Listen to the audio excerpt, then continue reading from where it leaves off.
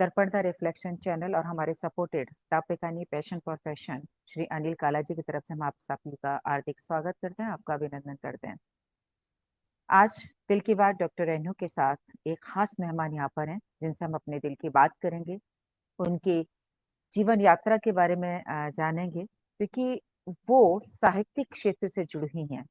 लेकिन जब जुड़ने की बात आती है तो हम चाहेंगे कि उनको हम अपने साथ जोड़ें, इससे पहले आप सभी हमारे साथ जुड़ जाइएगा। फिर हम आपको बताएंगे उनके बारे में कि आज के हमारे खास मेहमान कौन है। तो बस जल्दी से आप आ जाइएगा हमारे साथ और करेंगे हम लोग दिल की बात। क्योंकि आज के जो मेहमान हैं उन्होंने साहित्य की सभी विधाओं में अपना काम किया है, यानी कि उनको साहित्य की कोई सी भी ऐसी विधा नहीं जिनको उन्होंने छोड़ा हो। तो ऐसी महान हस्ती, खास मेहमान हमारे साथ हैं। बस आप हमारे साथ जुड़ जाइएगा। जी हाँ दोस्तों, आज है हमारे साथ आदरणीय डॉक्टर विमला भंडारी जी, जो कि विश्व की 111 हिंदी लेखिकाओं में उनका नाम आता है। वो राजस्थान की जानी पहचानी शख्सियत है साहित्य की। और उनका कार्य क्षेत्र की अगर हम बात करते हैं तो उदयपुर और सलूम्बर में उनको कार्यरत हैं। आपके जो समग्र लेखन है, जिस भी आपने लिखा है, चाहे वो कविता का काव्य का क्षेत्र हो, चाहे वो नाटक का क्षेत्र हो, चाहे वो कहानी का क्षेत्र हो, यात्रा वृत्तांत हो, डायरी हो, कुछ भी उन्होंने जो लिखा है, उसमें एमफिल के विद्यार्थियों को ने उन पर आपके उस पर शोध कार्य भी किया गया है। साथ ही आप साहित्यिक गतिविधियों में ख्याति प्राप्त सलीला संस्था सलूम्बर की आप संस्थापक अध्यक्ष भी हैं। और इसके साथ ही आपके जो आलेख हैं, कहानियां हैं, समाज के कई विभिन्न पत्र पत्रिकाओं में प्रकाशित समय समय पर होते रहते हैं। और आपके भाषा की हम बात करें तो आपका साहित्य हिंदी और राजस्थानी भाषा में है। आपने, जैसा कि मैंने पहले बताया, कि आदरणीय डॉक्टर विमला भंडारी जी ने कहानी, कविता, नाटक, फीचर, लेख, बाल उपन्यास, बाल कहानी आदि इन सभी क्षेत्रों में अपने कलम चलाई है। उनके प्रकाशन की बात अगर हम करते हैं, कहानी संग्रह की अगर हम बात करते हैं, तो उनका बाल कहानी संग्रह में सबसे पहले मैं बताना चाहूंगी प्रेरणादायक बाल कहानियां 1996 में, 2008 में, और जंगल उत्सव 2000 में, बाल उपयोगी कहानियां 2001 में, बगिया के फूल 2008 में, करो मदद अपनी 2009 में, मजेदार बात 2009 में, अनमोल भेंट 2011 में, हवा से बातें 2019 में, और उनके जो बाल उपन्यास आए थे वो आए थे किस हाल में मिलोगे दोस्त 2014 में, इल्ली और नानी 1999 में, सुनहरी और सिमरू 2011 में, सितारों से आगे 2012 में, कारगिल की घाटी 2015 में। Thank you Surabhi. कहानी संग्रह हम बात करें तो औरत का सच 2002 में, थोड़ी सी जगह 2008 में, सिंदूरी पल 2011 में, नाटक इन्होंने जो लिखा था वो माँ तुझे सलाम 2009 में, सतरी सैनानी 2008 में। यात्रा साहित्य की हम बात करें तो अध्यात्म का वो दिन 2020 में इनका एक आया है। कविता संग्रह इनका घर धर्मशाला हो गए 2016 में आया। और इन्होंने आभा, जो कि सिंधी उपन्यास, उनका अनुवाद भी हुआ है 2005 में, सिंधी कहानियों का अनुवाद। इसके साथ ही इनके जो सबसे श्रेष्ठ बाल कहानियों की अगर हम बात करते हैं तो वो 2017 में हमारे समय की श्रेष्ठ बाल कहानियां इस नाम से कहानियों का एक संग्रह इनका आया था। यात्रा वृत्तांत इन्होंने लिखा था देख लो जग सारा। उसके बाद पत्र तुम्हारे लिए पत्र लेखन विधा में 2019, सफल जीवन के सूत्र 2019 में आया था। कई राष्ट्रीय और प्रादेशिक पत्र पत्रिकाओं में लगभग 500 से अधिक रचनाएं इनकी प्रकाशित हो चुकी हैं। साथ ही जयपुर दूरदर्शन से इनका इंटरव्यू आ चुके हैं, और उदयपुर चित्तौड़गढ़ आकाशवाणी केंद्र से इनके नाटक, कहानी, वार्ता का प्रसारण हो चुका है। इनके अगर मान सम्मान पुरस्कार की अगर हम बात करते हैं तो साहित्य अकादमी नई दिल्ली से बाल साहित्य में इनको पुरस्कार 2013 में मिल चुका है। राजस्थान साहित्य अकादमी का शंभू दयाल सक्सेना पुरस्कार 1994-95 में, राजस्थानी भाषा साहित्य और संस्कृति अकादमी का बाल साहित्य पुरस्कार 2013 में इनको मिल चुका है। इसके साथ ही देश की कई सरकारी, गैर सरकारी साहित्यिक संस्थाओं, पत्रिकाओं से 1 दर्जन से भी अधिक राष्ट्रीय अंतर्राष्ट्रीय पुरस्कार और सम्मान इनको प्राप्त हो चुके हैं। तो आज की हमारी इतनी खास मेहमान है आदरणीय डॉक्टर विमला भंडारी जी। हम उनको अपने साथ जोड़ेंगे, उनसे ढेर सारी बातें करेंगे, उनके यात्रा वृत्तांत के बारे में जानेंगे हम लोग और बाल साहित्य के बारे में हम बात करेंगे क्योंकि बाल साहित्य कहते हैं ना कि कहीं न कहीं अगर हम देखें तो इस समय में बाल साहित्य की तरफ बच्चों का रुझान कम होता जा रहा है। क्या कारण है? क्यों कम रुझान हो रहा है? क्यों बच्चे बाल साहित्य को नहीं पढ़ रहे हैं? जिस तरीके से हमारे समय में जो बाल साहित्य लिखा जाता था, चाहे वो पंचतंत्र की बात हम कर लें, छोटू-मोटू पतलू की हम बात कर लें या नंदन की हम बात करें, बहुत बाल साहित्य लिखा जाता, लोग पढ़ते थे। Thank you Rajkumar sir. लेकिन आज के समय में बच्चे बाल साहित्य से दूर होते जा रहे हैं। इस तरह की कुछ बातें हम डॉक्टर विमला भंडारी मैम के साथ करेंगे। बस हम उनको यहाँ पर जोड़ेंगे, उनकी रिक्वेस्ट हमारे साथ आ जाती है, उसके साथ ही हम विमला भंडारी मैम को भी जोड़ेंगे और उनसे बात करेंगे, उन कारणों को जानेंगे, उन चुनौतियों को जानेंगे कि किस वजह से बाल साहित्य से बच्चे दूर होते जा रहे हैं। क्या बाल साहित्य से बच्चों का दूर होना बच्चों की अपनी वजह से या कहीं हम लोग ज़िम्मेदार हैं कि हम बाल साहित्य से बच्चे दूर हो रहे हैं? क्योंकि कई बार ऐसा लगता है कि जब घर में वो साहित्य आएगा ही नहीं, तो बच्चे जब उस साहित्य को देखेंगे ही नहीं, तो बच्चे पढ़ेंगे कैसे? और कहीं न कहीं कहते हैं ना उन जो कहानियाँ होती हैं, उन कहानियों में संस्कार छिपे होते हैं और वो जब बच्चे उन कहानियों को पढ़ते हैं, तो उनके अंदर संस्कार आते हैं। दूसरी बड़ी बात, बड़ी से बड़ी समस्याओं को किस तरीके से हम सुलझा सकते हैं, वो बच्चे सीखते हैं क्योंकि हर कहानी एक कुछ ना कुछ सीख दे कर के जाती है। लेकिन आज के समय में जब हम लोग कहते हैं ना एकल परिवार पद्धति की तरफ जब आगे बढ़े, तो कहीं न कहीं दादी-नानी की कहानियाँ भी खोती जा रही हैं। जब दादी-नानी की कहानियाँ नहीं तो बच्चों का रुझान कहानियों की तरफ कम होता जा रहा है। वही सारी बातें हम डॉक्टर विमला भंडारी मैम के साथ करेंगे, उनको अपने साथ जोड़ कर के बस कुछ ही पलों में हम उनको अपने साथ जोड़ेंगे। आप भी जल्दी से हमारे साथ जुड़ जाइएगा, साहित्यिक बातें करेंगे, आज बहुत सारी साहित्यिक बातें होंगी क्योंकि डॉक्टर विमला भंडारी मैम का कहते हैं ना कार्य क्षेत्र की जो हम साहित्यिक कार्य क्षेत्र की बात करें तो बहुत विस्तृत रहा है। मैंने सभी आपको बताया उन्होंने नाटक भी लिखे हैं, उन्होंने यात्रा वृतांत भी लिखे, उन्होंने पत्र लेखन भी किया है, उन्होंने कहानियाँ भी लिखी हैं, उन्होंने बाल साहित्य भी लिखा है, कविताएँ भी लिखी हैं, अनुवाद भी किया है। तो इतनी सारी विधाओं को लेकर के साथ चल रही हैं वो। उन सारी विधाओं के बारे में हम डॉक्टर विमला भंडारी मैम से बात करेंगे। लेकिन मैं चाहूँगी प्लीज़ उससे पहले आप सभी हमारे साथ जुड़ जाएँ।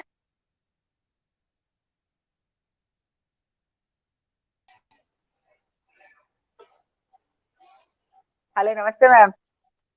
हाँ, नमस्कार। आपको आवाज़ आ रही है मेरी? हाँ, अच्छे से आ रही है। Okay, thank you ma'am. सबसे पहले तो हम आपका दर्पण द रिफ्लेक्शन चैनल और हमारे सपोर्टेड हैं दापिकानी fashion for fashion Shri Anil Kala ji की तरफ से हम आपका हार्दिक स्वागत करते हैं, आपका अभिनंदन करते हैं। हमारे साथ यहाँ पर लोग जुड़ भी चुके हैं जो कि आपको सुनना चाहते हैं, देखना चाहते हैं। एंकर सुरभि मेहता हमारे साथ हैं, राजकुमार जैन, रंजन सर हमारे साथ, उन्होंने बहुत अच्छी बात कही है क्योंकि आपसे जुड़ने से पहले मैं उनसे बात कर रही थी कि बाल साहित्य से बच्चे कैसे दूर हो रहे हैं, तो उन्होंने लिखा है, वास्तव में सही बात भी है कि दोष बच्चों का नहीं है, अभिभावकों, शिक्षकों एवं रचनाकारों का है, उनकी उदासीनता रही है। राम मदनानी जी लिखते हैं ऑल डिपेंड्स अपॉन पेरेंट्स। बिल्कुल सही बात है, कहीं ना कहीं हम खुद भी जिम्मेदार हैं। इस पे हम मैम बाद में बात करेंगे।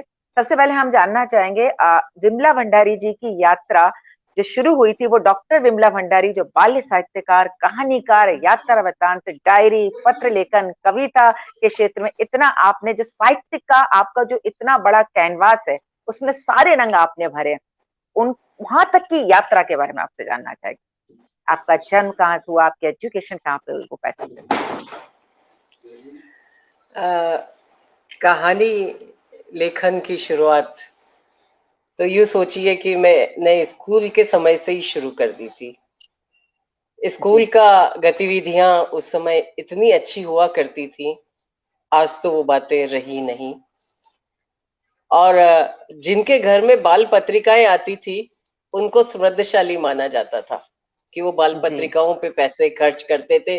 और ये उस वक्त कहते हैं कि एक पॉइंट भी था, प्रेस्टीज इशू भी था कि देखो इनके घर में ये पत्रिका आती है। और उस समय स्कूल में भी एक गतिविधियां पे जोर रहता था, इन सारी एक्स्ट्रा गतिविधियों पर।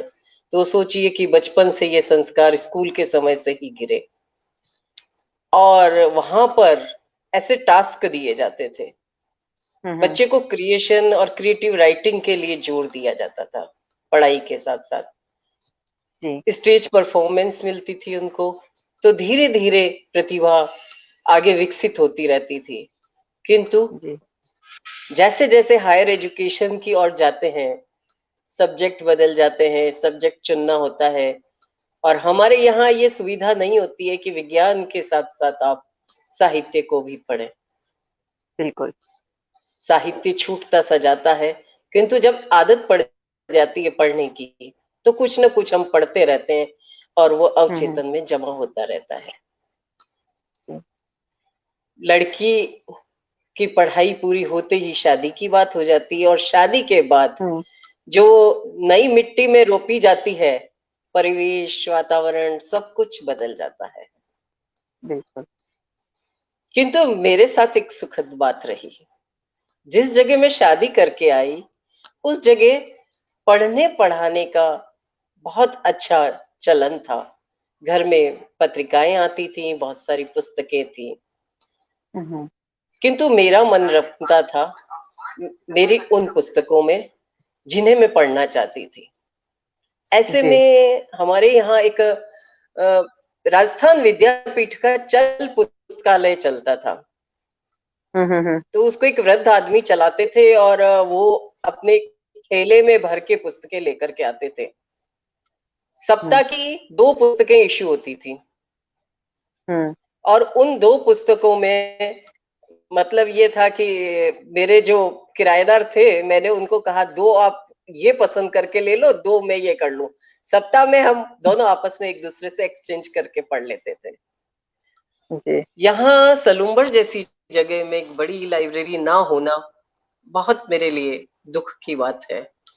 वहीं आज बहुत गर्व की बात है कि केवल बाल साहित्य में ही मेरे पास कम से कम 1500-2000 पुस्तकें मेरी अपनी लाइब्रेरी में है। क्या बात। तो ये सोचिए कि ये मेरे जीवन भर की कमाई है जो मैंने संचित की है। बिल्कुल, ये बात आपने सही की। आगे बढ़ते हम ये बढ़ते जानना, जब बच्चे भी बड़े हो जाते हैं और हमारा सहारा उनके प्रति छूटता जाता है और उनकी समस्याएं शुरू होती है। जब समस्याएं शुरू होती है तो बच्चों को बहलाना, फुसलाना और अपनी बात मनवाना, ये माँ को बहुत अच्छी तरह से आता है। मैं कहानियां गढ़ने लगी, कहानीकार अंदर था ही, कहानियां गढ़ने लगी, और उन दिनों मैंने इतना लिखा होगा, मैं आपसे कहूं कि एक दिन की 14 डाक मैं पोस्ट कर देती थी।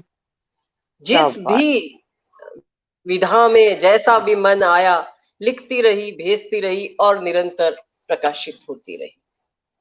ये करीबन 90 का दशक रहा, 90 के बाद का, जब मैं सामाजिक क्षेत्रों में पूरी तरह से उतर चुकी थी।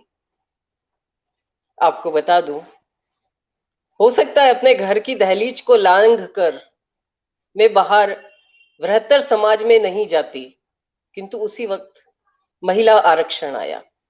सबसे पहले नगर पालिका निकायों में महिलाओं का आरक्षण हुआ उस समय, और मेरे पास ये प्रपोजल आया कि मुझे चुनाव लड़ना पड़ेगा, क्योंकि पार्टी को लग रहा था कि ये चुनाव जीत जाएगी।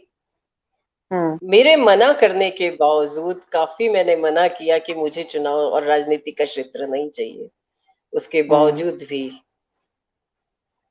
जीनू भाई नागर ने 2 घंटे मेरा ब्रेन वॉश किया और मुझे कहा, आप जैसे लोगों की ही तो राजनीति में आवश्यकता है। जरूर, सही बात है।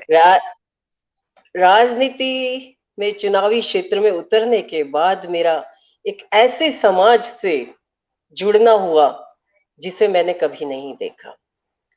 कमियों में, गरीबी में, बेरोजगारी में, बीमारी में, वृद्धा, बालक, औरतें किस तरह से जिंदगी जीती हैं, संवेदनाएं इतनी गहरी जागृत होती गई मन में कि वो कहानियों का आकार लेने लगी।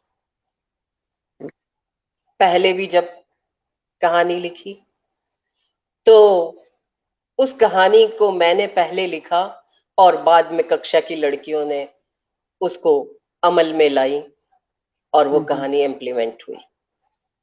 बाद में भी मैंने कहानी लिखी, एक ऐसे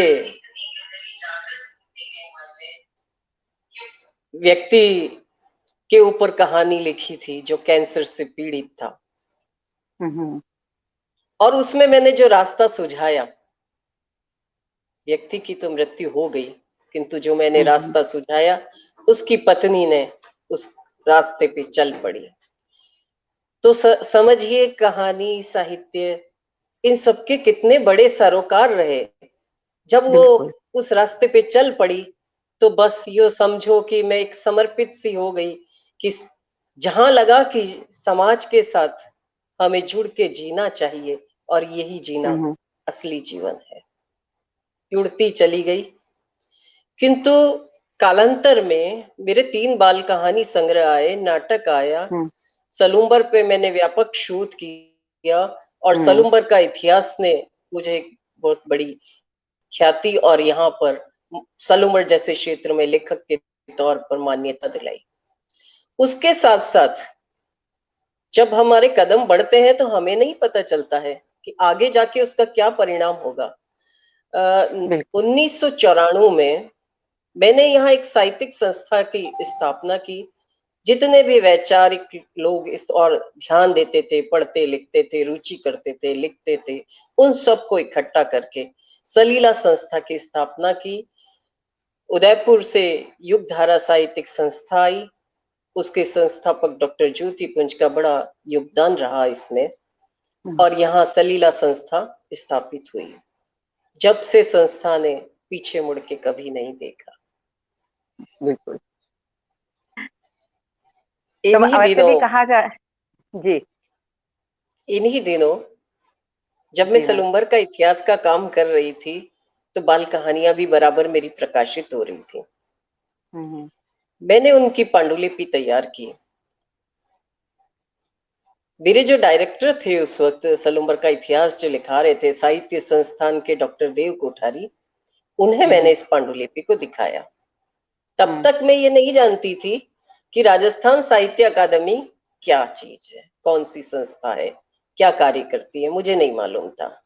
उन्होंने मुझे सुझाया कि वहां से प्रकाशन सहयोग भी मिलता है और पुरस्कार भी, तुम दोनों में ही अपनी एंट्री दो। उन्होंने कहा, मेरे गुरु हैं, तो मैंने उसको फॉलो ऑन किया। और आपको बताऊं कि मेरी पहली पांडुलिपि पर ही 95-96 में मुझे राजस्थान का बाल साहित्य पुरस्कार मिला। बिल्कुल सही है जी। और जो इस पुरस्कार ने मुझे हौसला दिया, एक पहचान दी, तो बस मैं चल पड़ी बाल साहित्य के रास्ते पर। और आपने कहा बिल्कुल सही बात जो आप कह रहे थे कि जो कहानियां थी, कहते हैं ना कि कोई भी साहित्य होता है उस पे समाज का दर्पण, शायद इसलिए साहित्य को कहा भी जाता है, क्योंकि आपको अगर किसी समय के साहित्य को पढ़ लेंगे तो आपको पता चल जाएगा उस समय समाज क्या था। जैसे आपने कहा आपकी कहानियों को पढ़ने के बाद कैंसर पीड़ित जो पत्नी, उन्होंने किस तरीके से काम किया, बेटियों ने किस तरीके से काम किया, और सबसे बड़ी बात कि शादी से पहले भी आपको साथ मिला और शादी के बाद भी आपको परिवार ऐसा मिला कि जो आपकी हॉबीज थी पढ़ने की, उसको उन्होंने आगे किया। सबसे बड़ी बात ये आ जाती है। मैं जब आपका प्रोफाइल जब देखते हैं तो आपने हर क्षेत्र में, मतलब साहित्य का कोई भी ऐसा क्षेत्र नहीं होगा जो आपसे छूटा होगा। चाहे हम कविता की आपकी बात करें, चाहे हम कहानी संग्रह की आपकी बात करें, यात्रा वृतांत की हम बात करें, पत्र लेखन की बात करें, बाल साहित्य की, सारे क्षेत्र को लेकर के आप आगे बढ़े। लेकिन कहते हैं ना कि माँ के लिए तो उसके संतान सभी बराबर होती है, चाहे वो 2 बेटे हों, चाहे 2 बेटियां हों, सब बराबर हैं उसके लिए। देखिए, फिर भी हम आपसे जानना चाहेंगे, जब आप साहित्य के हर पहलू पर लिखती थी, कहानी पर भी लिखती थी, कविताएं भी आप लिखती थी, यात्रा वृतांत भी आप लिखती थी, बाल साहित्य भी आप लिखती थी, लेकिन कहते हैं ना कि अंदर से लगता है कि जिसको लिखने से अपने को सुकून मिलता था कि नहीं, ये चीज मुझे लिखनी चाहिए। तो वो कौन सा साहित्य का क्षेत्र था जो जिसको लिखने से आपको सबसे ज्यादा सुकून, कहानियां लिखने में, या बाल साहित्य को, या यात्रा वृतांत को लिखने में, या डायरी, या पत्र लेखन, किस चीज में आपको सबसे ज्यादा?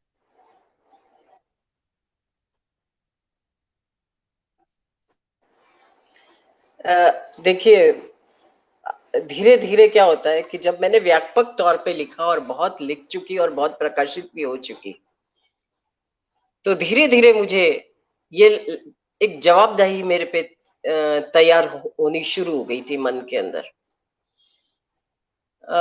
उन दिनों देखिए ये भी रहा मेरे साथ कि मैं ग्रामीण क्षेत्रों में भी बहुत जाती थी, क्योंकि ग्रामीण क्षेत्र से जुड़ी हुई हूँ। तो मैं अपने जैसे आमतौर पे महिलाएं होती हैं, संडे को जो जाते हैं घूमने के लिए, तो पिक्चर में चले गए, पार्क में चले गए, है ना, किसी से मिलने चले गए। पर मैं अपने हस्बैंड के साथ गांव को देखना चाहती थी, तो मैं गांव में चली जाती थी। गांव के जो मेरे हस्बैंड के कस्टमर्स और ये लोग होते थे, किसान लोग, वो लोग कैसे रहते हैं, मेरी रुचि उनमें थी। मैं उन पे छोटे छोटे आलेख लिखती थी, उनके फोटोग्राफ्स खींचती थी और उनके साथ खुशियां बांटती थी कि वो कैसे जीते हैं, उनके गीत क्या होते हैं, उनकी परंपराएं क्या होती है, उस रुचि में मैं रमी रहती थी। ये करते करते राजनीति के क्षेत्र में तो मैं थी ही थी, और उन चीजों को पकड़ती कि इन लोगों के, जब सरकार इनको इतनी सुविधाएं दे रही है, पैसा भी पूरा खर्च कर रही है, तो इनमें जो एक परिवर्तन आना चाहिए लिविंग स्तर में, पढ़ाई में, शिक्षा में, या खेती में, रोजगार में, वो इसमें पर्याप्त बदलाव क्यों नहीं आ रहा है? आखिर कहाँ मंशा की कमी है, कहाँ काम नहीं हो पा रहा है? मैं उस जंगल की चिड़िया की तरह 10 बूंद पानी की डालने कर आग बुझाने की कोशिश करती कि मैं इनकी क्या मदद कर सकती हूँ। ये संडे को हमारा एक निर्धारित कार्यक्रम रहता था, और उसी दौरान मैंने महसूस किया कि सबसे ज्यादा अगर मुझे लिखना चाहिए तो स्त्रियों के लिए तो करती ही थी मैं कार्य, पर मुझे लगा कि मुझे बच्चों के लिए करना चाहिए, क्योंकि हमारे देश के अंदर बच्चे ही सबसे ज्यादा उपेक्षित है। बालपन जो है हमारा बहुत उपेक्षित है। कहीं कामगर है बालक, कहीं श्रमिक है, और घर के अंदर सबसे, जिसको कहते हैं ना कामचोर, निकम्मा, या पता नहीं कितना तगमे बच्चों को दिए जाते हैं, उसे पद, मतलब कदम कदम पर, बात बात पे उसको जलील किया जाता है, उसको डांटा जाता है, उसको फटकारा जाता है, उसकी सराहना नहीं होती है, उसकी प्रशंसा नहीं होती है, उसके मनोबल को बढ़ाया नहीं जाता है। जिसकी मर्जी आई एक चपत लगा दी। बच्चा है, अबोध है, और निर्बल भी है, और यही तो आने वाला देश का भविष्य है। बिल्कुल, आज अगर हमारा बचपन ऐसा है, तो हमारे देश के जो भविष्य है, जिसके कंधों पे ये जाने वाला है, जिसका हम निर्माण कर रहे हैं, वो बालक कैसा हो रहा है? वो कमजोर बालक हो रहा है। और कई बालकों को मैंने गाइडलाइंस देनी शुरू की, मैं तो भूल चुकी उन बालकों को, किंतु वो जब मुझे मिलते हैं तो कहते हैं आप मुझे भूल गई। आश्चर्य करते हैं, आप ही ने तो बताया था और आप हमें पूछ रही कि हम क्या कर रहे हैं। आश्चर्य होता है उनको, तो बड़ा सुखद अनुभव होता है। और जो ये सबसे दबा कुचला, कहते हैं निम्न और मध्यम वर्ग कुछ भी नहीं होता है, अगर सबसे दबा कुचला वर्ग है तो वो बालक है। इस बात को मैंने शिद्दत से और महसूस किया जब मैं पिछले दिनों यूरोप यात्रा में गई थी, और उससे पहले अमेरिका गई थी। बालक के लिए कार में एक अलग से सीट रखनी पड़ती है, बालक को गोदी में नहीं बिठा सकते। बालक अगर लाइन में खड़ा है तो आपको पर्टिकुलर डिस्टेंस पे खड़ा होना पड़ता है उसके साथ। वैसे तो लोग होते ही हैं, किंतु बालक के साथ यदि आपने डिस्टेंस की पालना नहीं की तो वहां के लोग आपको टोक देंगे कि आप बालक से दूर रहिए, कहीं इसको धक्का ना लग जाए। आप देखिए वहां बचपन को प्रोटेक्ट किया जा रहा है। बचपन को प्रोटेक्ट करना यानी अपने देश के भविष्य को सुरक्षित कर रहे हैं वो लोग, कि हमारे बालक को कहीं चोट ना लग जाए। वो पूंजी है, हमारे राष्ट्र की संपत्ति है। अरे उसकी चौकीदारी करनी है हमको, उसकी सार संभाल करनी है, उसको हमको पोषण देना है। बस ये भावनाएं मन में बढ़ती रही। आज चाहे मैं कैसे भी कर रही हूं, अपनी पूरी क्षमता से, तन मन धन से बाल साहित्य के लेखन, उन्नयन और संचयन और समृद्धि के लिए कार्य कर रही हूँ। बाल साहित्य की सारी दिशाओं में काम कर रही है। बिल्कुल, आप, मैंने देखा था आपने सारी दिशाओं को लेके आगे बढ़े। लेकिन एक सवाल आता है, क्योंकि आप बाल साहित्य से बहुत करीब से जुड़ी हुई हैं। अगर मैं ये कहूँ कि बाल साहित्य और उसको आपने जिया भी है, क्योंकि कहते हैं जब आप खुद जीते हैं तभी उसको लिख पाते हैं। लेकिन कहीं ऐसा नहीं है कि बाल साहित्य आज के समय की अगर हम बात करें तो क्या कम लिखा जा रहा है या उतना लिखा जा रहा है जैसे जितना पहला लिखा जाता था? आपको क्या लगता है?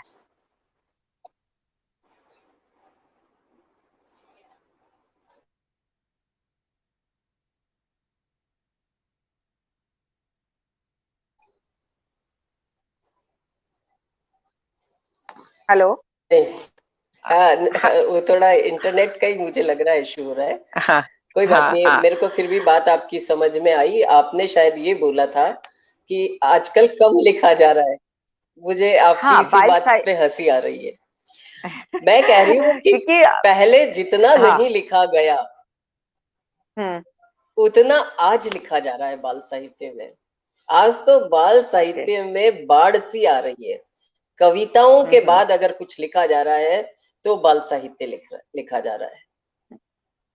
या तो कविताओं को मंच की वजह से प्लेटफॉर्म है, या बाल हम्म। साहित्य की कई डायमेंशन में जरूरत है और वो पूर्तियां हो रही हैं। और बहुत बाल साहित्यकार हैं, बहुत सारे।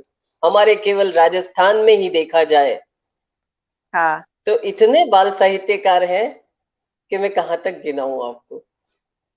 मैम खुशी मैं यहाँ होती पे है। आपको रोकना चाहूंगी। थोड़ा सा एक सवाल मन में आता है। आपने कहा बाल साहित्य बहुत ज्यादा लिखा जा रहा है, बाल साहित्यकार भी बहुत ज्यादा है, लेकिन फिर भी जो बाल साहित्य पढ़ने वाले, जिसे कहते हैं ना बच्चे, उनका रुझान इस तरफ क्यों नहीं? क्योंकि अगर आप देखिए तो धीरे धीरे बाल साहित्यिक कवि जो हमारी निकलती थी मैगजीन्स वो बंद होती जा रही है। अभी लेटेस्ट उदाहरण नंदन का हम दे सकते हैं, वो बंद हो रही है। तो क्या कारण है कि वो रुझान बच्चों का उतना नहीं है, जबकि इस बाल साहित्य अच्छा लिखा जा रहा है, बहुत सारे बाल साहित्यकार हैं, लेकिन फिर भी जो मैगजीन्स हैं बच्चों से रिलेटेड वो बंद हो रही हैं, और उनका रुझान, आज की पीढ़ी का रुझान उस तरफ क्यों?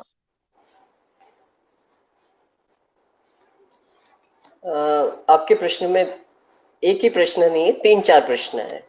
जी। पहली बात, नंदन पत्रिका बंद होने की बात कही, मेरी जैसे दुखती हम्म। रग पे आपने हाथ लगाया। जी।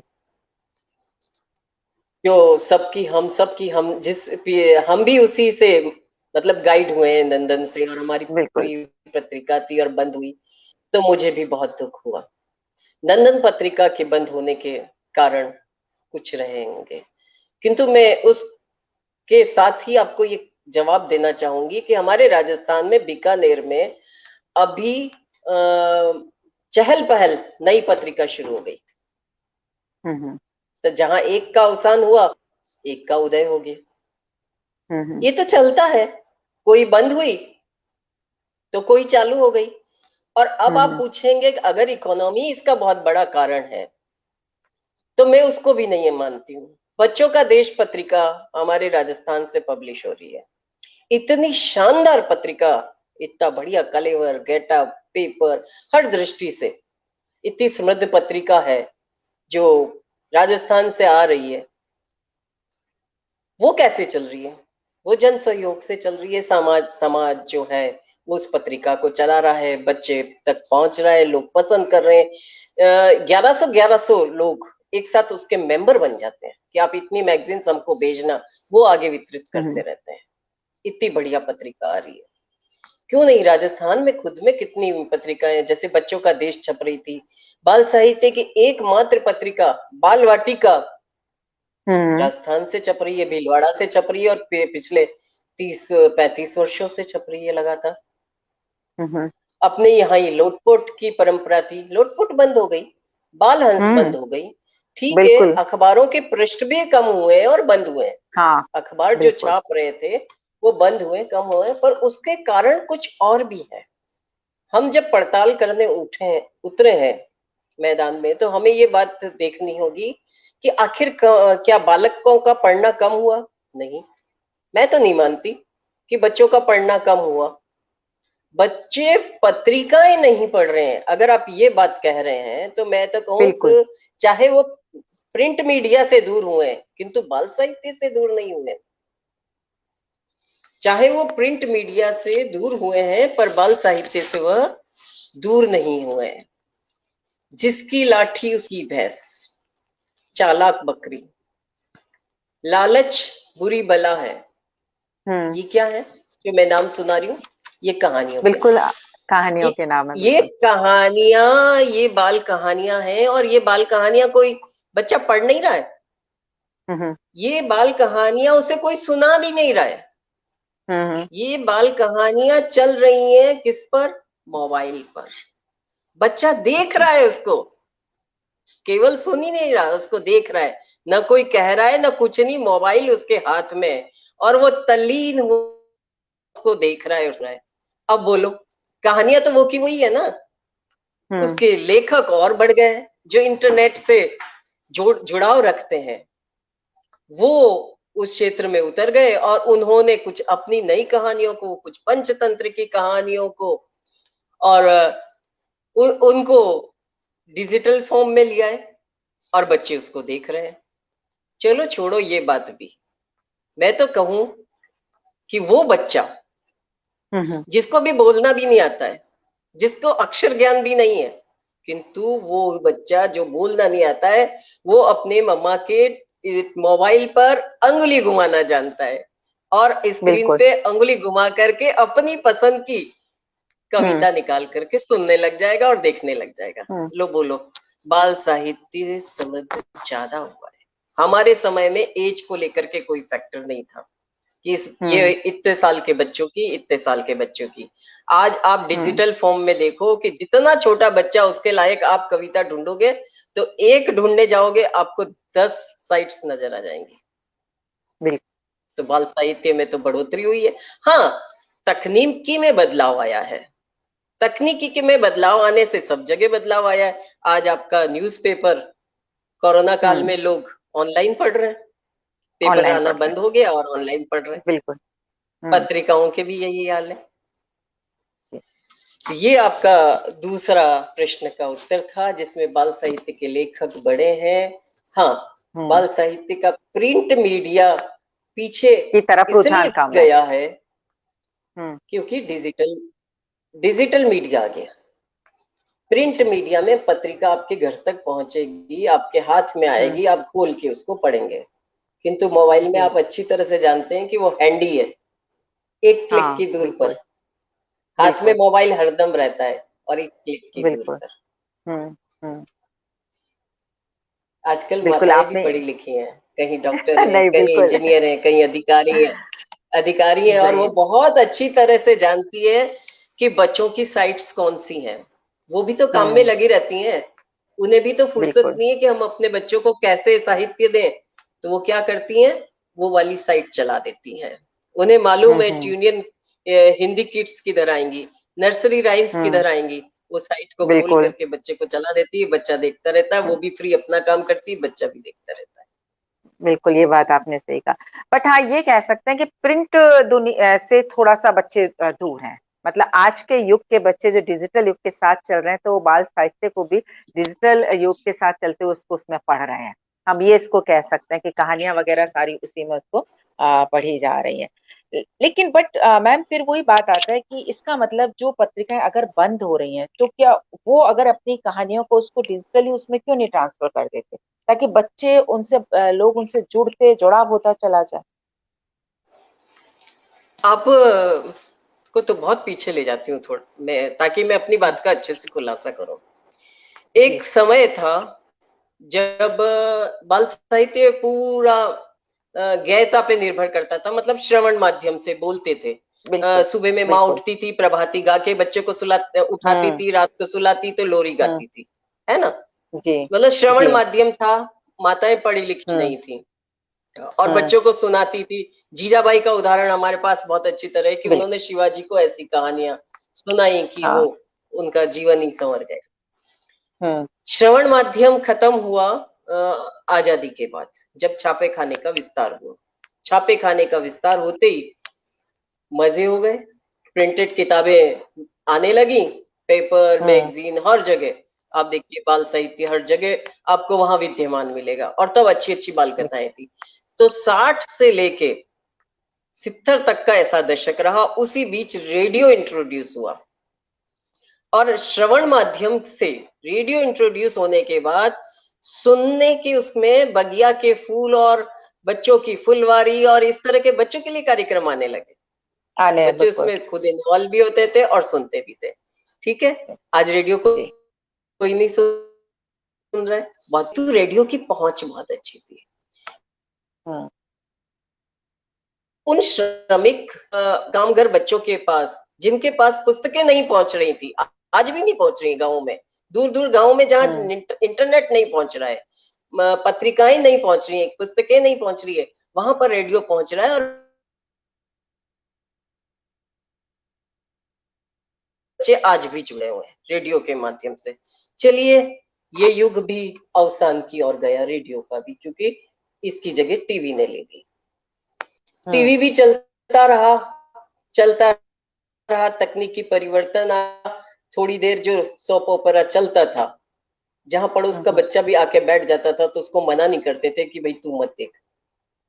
धीरे धीरे 24 घंटे का कार्यक्रम कई चैनलों में बदला और उसके साथ एक बहुत बड़ा बदलाव आया। आनंद फानंद में तो बच्चों के कार्यक्रम शुरू नहीं होते हैं ना, तो क्या हुआ, सोप ओपेरा ने अनुवाद का सहारा लिया। विदेशों के अंदर जो सीरियल्स बनी हुई थी टीवी के लिए, उनका हिंदी अनुवाद हुआ। उसको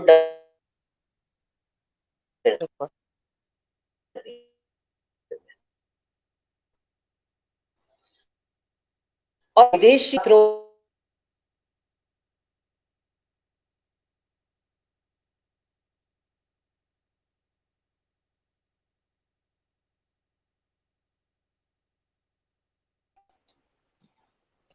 कनेक्टिविटी हो गई। हेलो हेलो, हाँ जी आवाज आ हाँ जी, हाँ आवाज आ रही है ना? हाँ जी मैम, आ रही है, आवाज आ रही है। तो ये जो मैं कह रही थी, हाँ, हाँ, आपका कैमरा वहां की थोड़ा सा, जो हाँ जी, अनुवादित सीरियलें हमारे यहाँ आने लगी है, आ रहा है जी मैम, आ रहा है मैम, बिल्कुल। तो वहां के रीति रिवाजों को, वहां की परंपराओं को और वहां की संस्कृति धीरे धीरे बच्चे जुड़ने लगे। आज हमारा बच्चा जानता है पांडा क्या होता है। आप देखो कि सांता जो है विदेशों का जो था, वो आज बच्चों का लोकप्रिय हो गया। सांता कि हमारे लिए गिफ्ट लाएगा सांता, और घर घर में सांता आने लगा। तो ये अनुवाद के जरिए विदेशी साहित्य जो था, बच्चों का तो कैनवास और बड़ा हुआ। केवल उन्हें पंचतंत्र ही नहीं, केवल भारत की ही नहीं, छोटा भीम, शक्तिमान, हनुमान, इसके साथ वो Mickey Donald, Mowgli, Star Trek और एलिस इन वंडरलैंड और आज का ओगी कॉकरोच और पता नहीं कितनी सीरियलें देखने लगे। बिल्कुल बिल्कुल। चलिए, गाड़ी यहीं भी नहीं थकी थी, बाल फिल्में आई, फिल्में दिखाई जाने लगी, बाल फिल्में आई और फिल्में दिखाई जाने लगी। बिल्कुल बिल्कुल। और पहले फिल्में कुछ चुनिंदा होती थी तो उनकी समीक्षा होती थी, वो फिल्में आती थी, उनका इंतजार करना पड़ता था, देखना पड़ता था। पर आज डिजिटल युग में वो भी दूर नहीं है। बहुत सारा बच्चों के साथ सामने साहित्य भरा पड़ा है, वो आराम से उसमें देखने लगे। और जो मोबाइल और इनकी बात तो मैंने आपको करी, उसके बाद एक बहुत बड़ा परिवर्तन लेके आया यूनिकोड फॉन्ट, हिंदी का यूनिकोड फॉन्ट। आज आपको मालूम है कि इंटरनेट ने ये सुविधा कर दी कि 1 मिनट में मैं कितने ही पेज की पीडीएफ फाइल हो, 1 मिनट में मैं देश के, दुनिया के किसी भी कोने में पहुंचा सकती हूँ। बिल्कुल। और स्टोरेज की तो ये हालत हुई कि एक साथ हम कितनी पुस्तकें स्टोरेज करके सुरक्षित रख सकते हैं। जब चाहो डाउनलोड कर लो, डिलीट कर दो, ना संभालने की झंझट, ना कुछ नहीं, और उनको पढ़ो। अब देखिए दुनिया कैसी सिमट गई है और साहित्य का कितना विस्तार हो गया। आज मॉनिटरिंग नहीं की जा सकती है कि कितना तो पढ़ा गया, कितना आधा पढ़ा गया, किसको पढ़ा गया और कौन सा चोरी का है। ये भी पता नहीं चलता है कि मूल लेखक कौन है, मूल लेखक कौन है। जी। तो आज कितने खुल गए हैं अब वेब पत्रिकाएं चल रही हैं, हम उनको भूल रहे हैं। हम कह रहे हैं एक पत्रिका बंद हो गई, अफसोस मना रहे हैं। अरे कितनी वेब पत्रिकाएं बच्चों की आ रही हैं, बच्चों के कितने ब्लॉग हैं, छोटे छोटे बच्चों ने अपने ब्लॉग बना रखे हैं। मेरा खुद के अपने 2 ब्लॉग हैं, और उसके अलावा भी बच्चों के हिंदी बाल मन और इस तरह के बहुत सारे ब्लॉग हैं। तो जो बच्चे पढ़ते हैं उनको इस बात की बहुत अच्छी जानकारी। किनले जैसी सुविधा आ गई। बिल्कुल।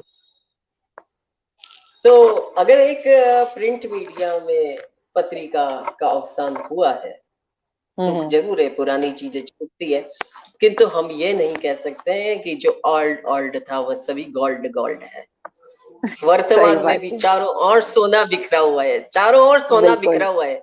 बस हमारी पारखी नजरें होनी चाहिए। हमें देखना होगा कि मतलब टेस्ट चेंज नहीं हुआ है, और बहुत सारा खाने की टेबल पे बहुत सारा परोस दिया गया है। पहले तो सब्जी रोटी ही जानते थे, अब तो बहुत सारी डिशेस है, पर वैरायटी बहुत है। वैरायटी बट बिल्कुल हम ये कह सकते हैं कि हम समय के साथ आगे बढ़ रहे हैं, और ये डिमांड भी है कि जब हम 21वीं सदी में जा रहे हैं तो डिजिटल युग के साथ साथ में बढ़ना होगा। और बाल साहित्य की जब हम बात करें तो वो भी डिजिटल युग के साथ आगे बढ़ रहा है, और लोगों का रुझान अब, हाँ ये जरूर कह सकते हैं कि प्रिंट मीडिया से, प्रिंट बाल साहित्य से थोड़ा सा लोगों का झुकाव बच्चों का कम हुआ है, लेकिन डिजिटल में उस मोड में जाकर के बच्चे उसको पढ़ रहे हैं आज इस चीज को।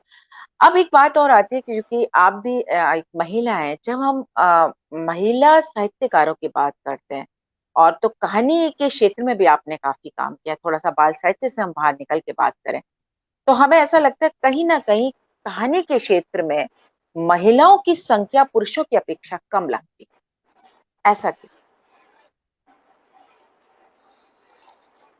महिलाओं की संख्या पुरुषों की अपेक्षा कम रही होगी।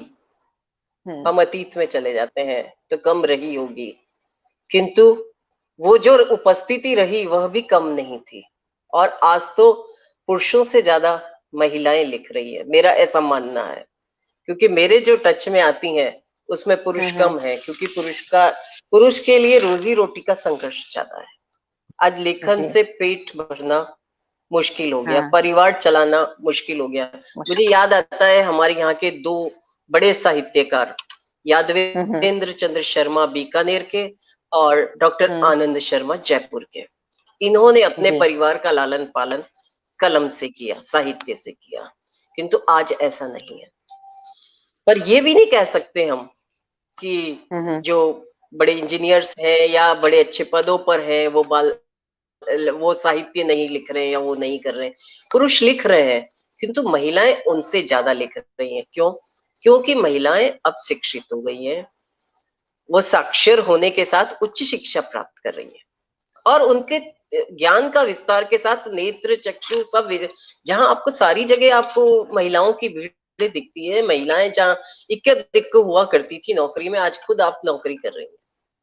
मैं खुद जो घर में रहती थी, राजनीतिक क्षेत्र में उतर के पब्लिक फील्ड में आई, तो आप देखिए कि महिलाएं तो बाहर आई हैं, उनका विस्तार हुआ है।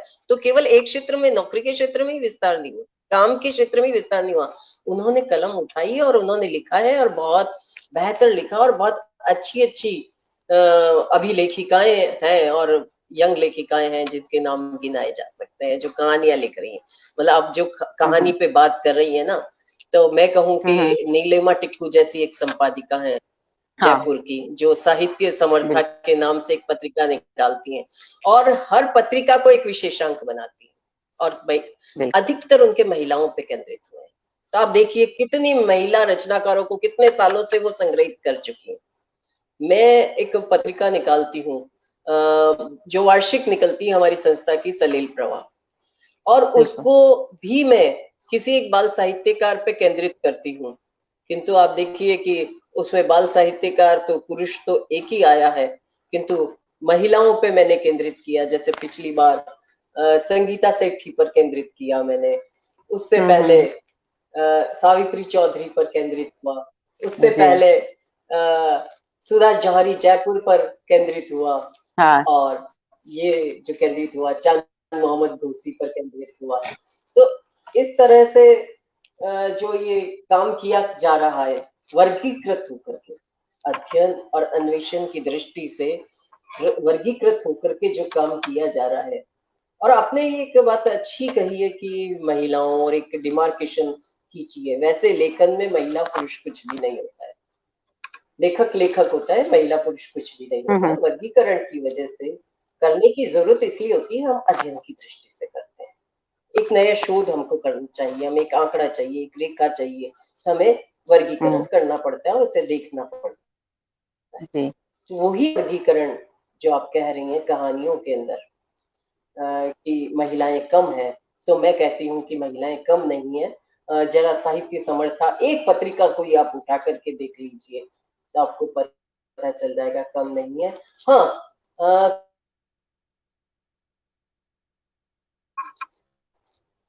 कमी कहीं है तो उस कार्य की समीक्षा नहीं हुई है, ये जरूर एक पहलू है। अगर ये वर्गीकरण करते हैं तो सामने आता है कि जो एक समय था पुरुषों के लेखन को प्रायोरिटी दी जाती थी, सारे पदों पर भी करीब करीब पुरुष ही हुआ करते थे।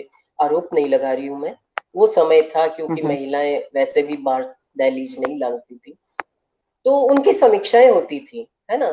महिलाएं भी समांतर लिख रही थी। मनु भंडारी कोई आज की नहीं है, सुधा अरोड़ा कोई आज की नहीं है, और भी नाम है, महादेवी वगैरह और भी नाम है, सुमित्रा कुमारी चौहान, तो ये कोई आज की नहीं है। पर हाँ, पर जब महिलाओं के लिखे हुए को वो प्लेटफॉर्म नहीं मिल रहा था, उनकी वो समीक्षा नहीं हो रही थी। आज वैसी बात नहीं है, आज इंटरनेट ने सब कुछ आसान कर लिया। देखिए, आप भी रचनाकार हैं और आप आज इंटरव्यू ले रही हैं और मैं अपना साक्षात्कार दे रही हूँ, और ये केवल एक बंद कमरे की प्रक्रिया होते हुए भी देश दुनिया देख रही है। बिल्कुल बिल्कुल, ये कितना बड़ा परिवर्तन आया है, आप देखिए डिजिटल युग का कितना बड़ा परिवर्तन आया। जो 10 लोगों में मीटिंग होती थी या गोष्ठियां होती थी, आज वेबिनार के जरिए डिजिटल होकर के सबके लिए मुहैया हो रही है। कोई भी इसको ज्वाइन कर सकता है, कोई भी अपना विचार दे सकता है, कोई भी कमेंट कर सकता है। जी बिल्कुल, ये बात तो हाँ, हम ये वास्तव में ये बात तो हम कह सकते हैं कि हाँ, अब जो प्लेटफॉर्म हमारे लिए बहुत बड़ा हो चुका है, और सोशल मीडिया ने तो हमें एक बहुत अच्छा प्लेटफॉर्म दिया हुआ है कि जहां हम अपने दिल की बात खुल करके कर सकते हैं। और सही बात है, ये चीज जो हम आपने ये बात कही बिल्कुल सही कही है कि हाँ, पहले के जमाने में जो था कि हाँ, समीक्षाएं नहीं हो पाती थी, लिखा पहले भी जाता था लेकिन उतना समीक्षा नहीं होती थी, और कहते हैं ना, लोगों तक वो पहुंच नहीं पाती थी चीज, इसलिए शायद हमें सबको ये लगता था कि उस समय महिलाएं पीछे हैं या कम लिख रही हैं।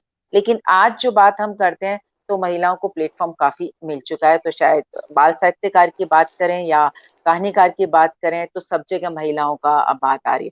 फिर आप कहेंगे मैं महिलाओं की बात कर रही हूँ, यात्रा वृतांत की जब बात आती है, तो यात्रा वृतांत की जो लिखने की जब हम बात करते हैं, आपको लगता है कि वास्तव में महिला इस क्षेत्र में भी काफी लिख रही हैं? जैसे कहानी की हमने बात की, बहुत अच्छा लिख रही हैं, सारी चीजें बाल साहित्य में भी, क्योंकि बाल साहित्य में तो माँ का एक ममता उनके अंदर आती है, तो वैसे ही बहुत अच्छा लिखते हैं। लेकिन यात्रा वृतांत की जब हम बात करते हैं, डायरी की हम बात करते हैं, पत्र लेखन की हम बात करते हैं, क्योंकि मैं जब आपकी सारी चीज को पढ़ती हूँ तो आपने साहित्य का कोई भी ऐसा क्षेत्र नहीं जो आपसे छूटा हुआ, और यात्रा वृतांत लिखना, पत्र लेखन लिखना, डायरी, ये एक बहुत बड़ी चीज आ जाती है। तो मैं इस बारे में आपसे बात करना चाहूँ। विधागत लेखन को लेके आपने बहुत बढ़िया प्रश्न किया है, क्योंकि बहुत से लोग साहित्य को केवल कविता मानते हैं। मतलब जो सामान्य लोग हैं वो कविता को साहित्य मानते, बस आगे साहित्य नहीं है। थोड़ा और आगे बढ़े तो कहानी को मान लेंगे कि ये साहित्य है। साहित्य की कितनी विधाएं हैं, ये बड़ी आश्चर्य की बात है कि इतनी विधाओं के अंदर जो है काम करने की गुंजाइश है और काम किया जा सकता है। और हर पत्रिका देखिए, हर जगह एक कॉलम रहता है अलग अलग विधाओं का, और उसमें लेखन की और उसमें छपने की बहुत बड़ी गुंजाइश होती है अपनी बात पहुंचाने की। ये सब लिखा, उसके साथ साथ मैं आवश्यक मानती हूँ कि यात्रा वृत्तांत को भी लिखना चाहिए। आप अपने अनुभव को, जो आपने देखा है, जो आपने महसूस किया है, उसको अगर आप लिखते हैं, तो जो उसमें कई किसी वजह से नहीं जा पाता है या जाने की या थोड़ा मन बना रहा होता है, वो अपना इरादा पक्का कर लेता है और उसको वो सारी उन सारी चीजों की सुविधा मिल जाती है। अभी अभी इन दिनों मेरा पुस्तक आई थी, अध्यात्म का वह दिन। जिन लोगों ने वो पढ़ी, बहुत से लोग मथुरा वृंदावन की यात्रा करते हैं, तो जिन लोगों ने वो पढ़ी तो कि मैडम ये पुस्तक अगर हमारे हाथ में पहले आ जाती ना, तो हम बहुत मजा आ जाता, हमें देखने का हमारा जो आनंद है वो 10 गुना बढ़ जाता। अब इसमें सारी बात समाहित हो गई कि उनके देखने का नजरिया जो था, ज्ञान का विस्तार होता और उनके देखने का नजरिया 10 गुना बढ़ जाता। क्योंकि कई बार हम वहां जाने के बाद गाइड की कमी में, समय की कमी में, थकान के मारे या गलत समय पहुंच जाने की वजह से निराश हो जाते हैं और लौटते हैं और हमारी यात्रा का मजा नहीं आता है। तो किंतु उस जगह की यात्रा को, वृतांत को पढ़ करके हम पहुंचते हैं, तो हमारा ज्ञान बढ़ जाता है, हमारी जानकारियां बढ़ जाती है और हमारा आनंद तो कई गुना बढ़ जाता है। जो अध्यात्म का वह दिन पुस्तक मैंने लिखी है, उसमें सामान्यतः लोग उन्हीं मंदिरों में जाते थे जिन मंदिरों लोग जाते हैं और उनके चक्षु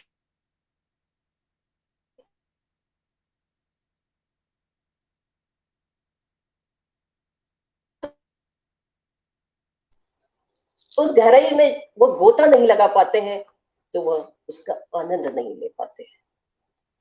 सही बात है। त्रेता युग और द्वापर युग, तीनों ही कालखंड की वहां कौन बताएगा कि ये तीनों महत्वपूर्ण स्थल वहां मौजूद हैं जो एक दूसरे से कनेक्ट हो रहे हैं। और मैंने जो लिखने में खास तौर से इन्हीं दर्शनीय स्थलों को उसमें चिन्हित कर सॉरी। पिछले साल जब मैं यूरोप गई, तो मैंने यूरोप के यात्रा वृत्तांत को लिखा, डायरी विधा में संस्मरण को लिखा है मैंने। वहां से भी फेसबुक डायरी हमेशा की लिखती थी और नोट करती रही, जिसको यहाँ आकर मैंने लॉकडाउन के दौरान कनेक्शन उनका हो गया मैम का। हम वापस से मैम को जोड़ते हैं अभी। Connectivity connection net connection ma'am का हो पाए। हम यहाँ पर शांता मैम हमारे साथ जुड़ रही हैं, हम आपका वेलकम करते हैं। देवेंद्र इंद्रेश सर यहाँ पर जुड़े हुए हैं। आगे जी जो मैम। वो पांडुलिपि है मेरी तैयार हाँ करी हाँ है यात्रा जी। वृत्तांत की, यूरोप की यात्रा वृत्तांत की। तो ऐसा है कि यूरोप देशों के प्रति आकर्षण हर व्यक्ति का होता है, जिन लोगों ने भारत पर शासन किया हो। और हमारा हर चीज में हम पश्चिम की ओर देखने का एक नजरिया रहता है और नेचुरली आदत भी होती है व्यक्ति की कि घर में क्या हो रहा है उससे पहले वो देखता है पड़ोस में क्या हो रहा है, झांकने की आदत होती है। तो वहां जाकर के जो चीजें मैंने महसूस की कि क्या विसंगतियां हैं, उनमें क्या खूबियां हैं और हमारी भारतीय संस्कृति में क्या खूबियां हैं। हमारे ज्ञान का विस्तार होता है, चक्षुओं का, सोच का, विवेक का, पता नहीं दृष्टिकोण का, कितनी सारी चीजों का इजाफा होता है और यात्राएं जो हैं वह जोड़ती हैं।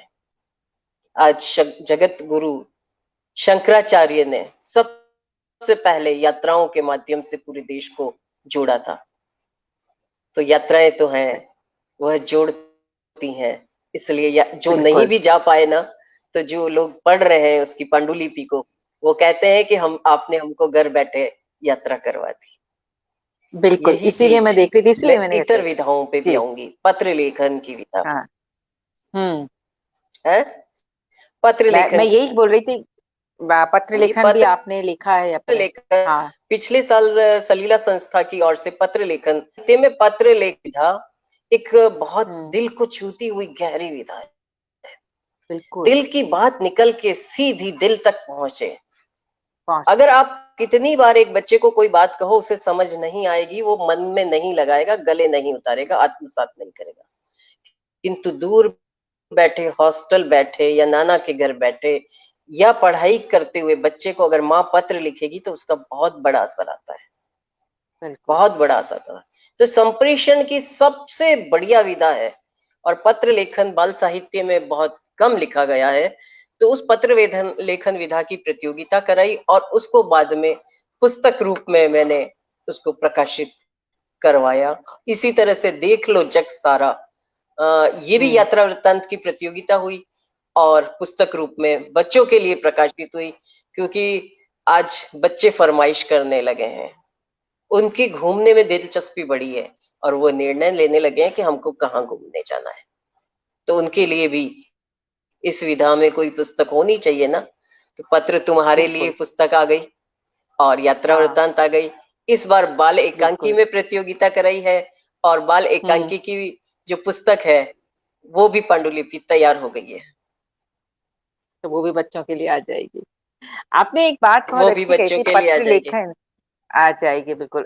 पत्र लेखन की जब हम बात करते कहते हैं ना, वास्तव में जब पत्रों का जो जमाना था, जब हम पत्रों लेखन के जरिए एक दूसरे से बात करते थे तो बिल्कुल दिल से कनेक्ट होते थे। कहीं ऐसा लगता है कि पत्र लेखन जो इस समय विधा थोड़ी सी कम हो गई है, तो वो ऐसा तो नहीं है? डिजिटल जो हमारा समय चल रहा है, नए नए कम्युनिकेशन के जो साधन आ चुके हैं, व्हाट्सएप आ गया, सोशल मीडिया आ गया, टेलीफोन हो गया, उसने कहीं ना कहीं पत्र लेखन को थोड़ा सा कम कर दिया है। उसका असर इस पर पड़ा है, पत्र लेखन पर। आपकी बात बिल्कुल सही है, बिल्कुल बिल्कुल जी। आपकी बात बिल्कुल सही है। एक बात मैं बताऊं, हम्म। डॉक्यूमेंटेशन एक बहुत बड़ी चीज है। हाँ, बिल्कुल। हम भारतीय लोगों ने कभी डॉक्यूमेंटेशन के महत्व को नहीं समझा था। जी। हमारी कोई चीज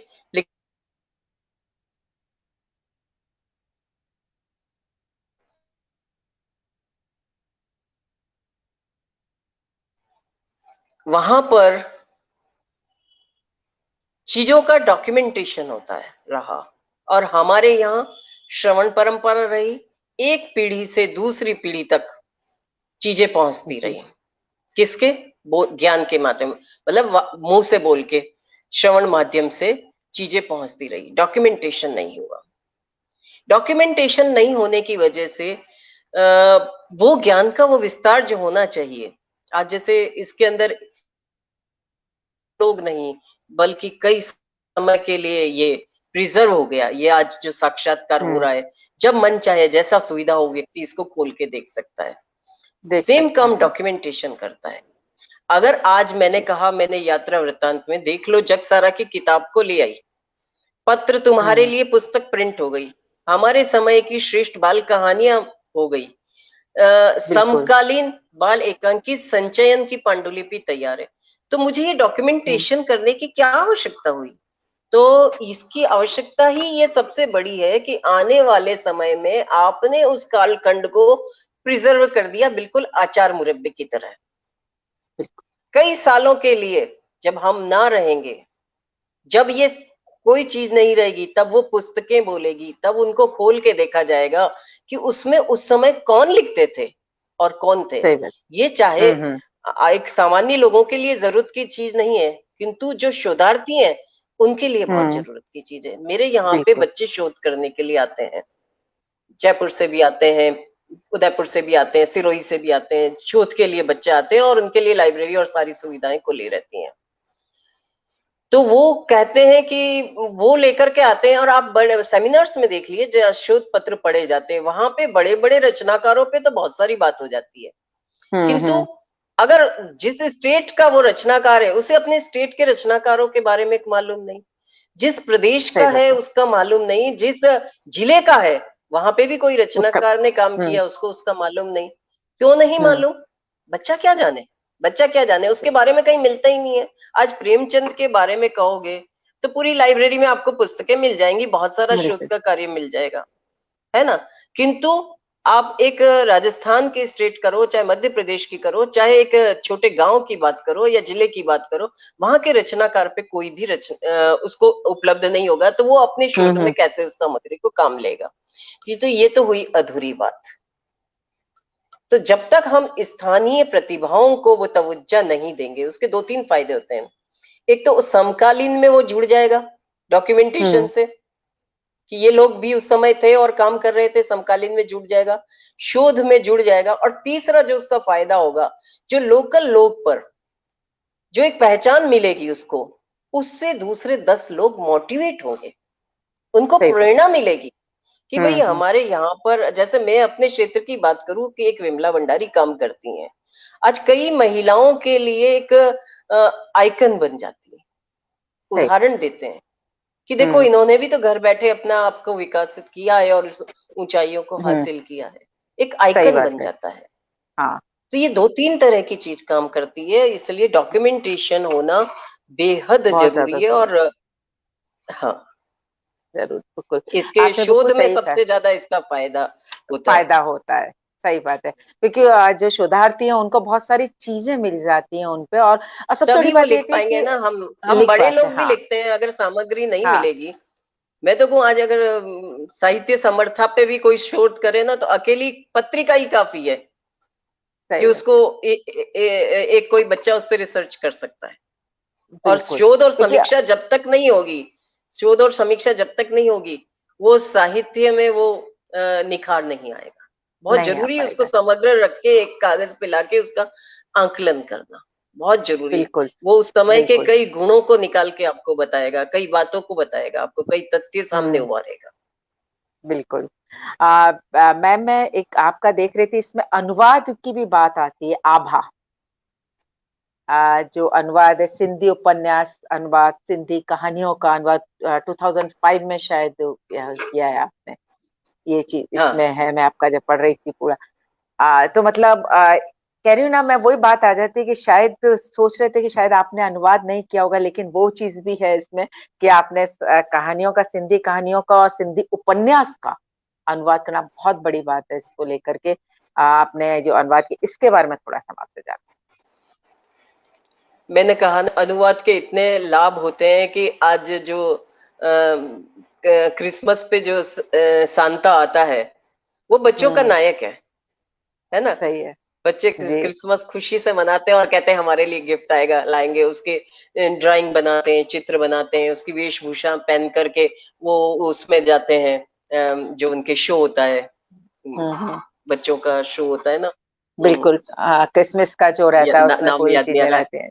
हाँ हाँ बिल्कुल मैम। हाँ, मतलब मॉल में चले जाओ, आपको शांता खड़ा हुआ हाँ, मिल कहीं जाएगा भी रुपये आजकल के रूप सब में। जगह, हाँ बिल्कुल है ना। तो ये एक कॉमन जी। कैसे हो गया, ये कॉमन कैसे हो गया, ये जो है हम क्या बात कर रहे थे, मैं थोड़ा सा भूल गई बात करती हुई। अनुवाद की बात कर रहे थे हम लोग। अनुवाद की बात अनुवाद कर रही थी। तो ये अनुवाद की बात। अनुवाद, अनुवाद ही एक ऐसी चीज है जो एक हम्म जगह की संस्कृति को दूसरी जगह की संस्कृति में निखार के लाता है। निखार के अनुवाद लाती है, की सही वजह बता। से ही उमर खयाम की रुबाइयों का अगर अनुवाद नहीं होता तो वो इतना प्रसिद्ध नहीं होते। हिंदी में प्रसिद्ध अगर नहीं, अनुवाद सही, नहीं होता तो वो उतनी प्रसिद्ध नहीं होती।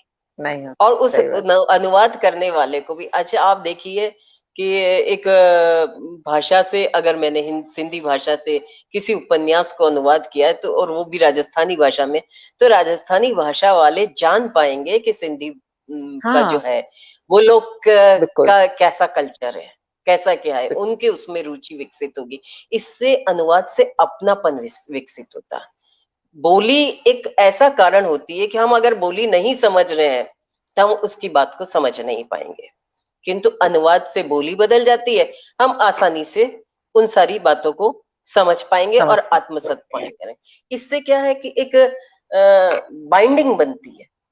बिल्कुल। अब भारत तो इतनी विभिन्नताओं का देश है, एक क्षेत्र से आप दूसरे क्षेत्र में चले जाते हैं। मैंने पूरे भारत का भ्रमण किया है, तो एक जी। क्षेत्र से अगर मैं दूसरे क्षेत्र में, मान लो मैं राजस्थान से आसाम में चली जाती हूँ या कलकत्ता में चली जाती हूँ, तो मुझे अचंभा होता है कि क्या मैं भारत में ही हूँ। सही बात इतनी है। विभिन्नता देख करके, और जहां आश्चर्य होता है वहां खुशी भी होती है कि मेरा बिल्कुल देश कितना महान है। सही कुछ बात लोग है। इसको भी, मेरा देश महान है ना, इसको भी लोग हल्के अंदाज में लेके और कभी व्यंग भी मार देते हैं, किंतु वो लोग हम्म इसको महसूस करें, इन सही चीजों बात। को महसूस करना होता है कि मेरा देश कितना महान, इतनी विभिन्न संस्कृतियां होते हुए भी एक धरातल पर तिरंगे के प्रति वही प्रेम, राष्ट्रीय गान के प्रति वही प्रेम। आप देखिए बहुत सारी चीजें डिफरेंट होते हुए भी आपको एक नजर आएंगी। हम जब उधर जाकर के कहते हैं कि राजस्थान के हैं, तो लोग बड़े खुश होते हैं और बहुत आत्मीयता से मिलते हैं। क्यों मिलते हैं? हम वो नहीं समझेंगे कि मैं कहाँ के हूँ, किंतु जैसे ही मैंने उनको कहा कि मैं राणा प्रताप के यहाँ से हूँ, अरे लोग इतना खुश हो जाते हैं कि वाह आप राणा प्रताप के यहाँ से।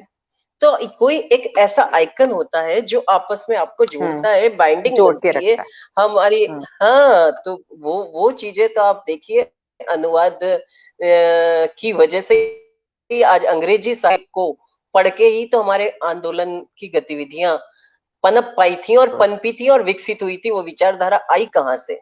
स्वतंत्रता की विचारधारा जो उस समय गुलामी भोग रहे थे, आई कहाँ से? क्योंकि उन्होंने अंग्रेजी पढ़ाना शुरू किया था और लोगों ने अंग्रेजी सीखना शुरू किया, उसका ही तो फायदा हुआ था। फायदा होता उसी का बिल्कुल तो सही फायदा बात है। हुआ फिर था। हाँ, और सबसे बड़ी बात ये होती है कि हम जब अनुवाद करते हैं तो किसी दूसरी भाषा के साहित्य को भी समझने का हमें अवसर मिलता है।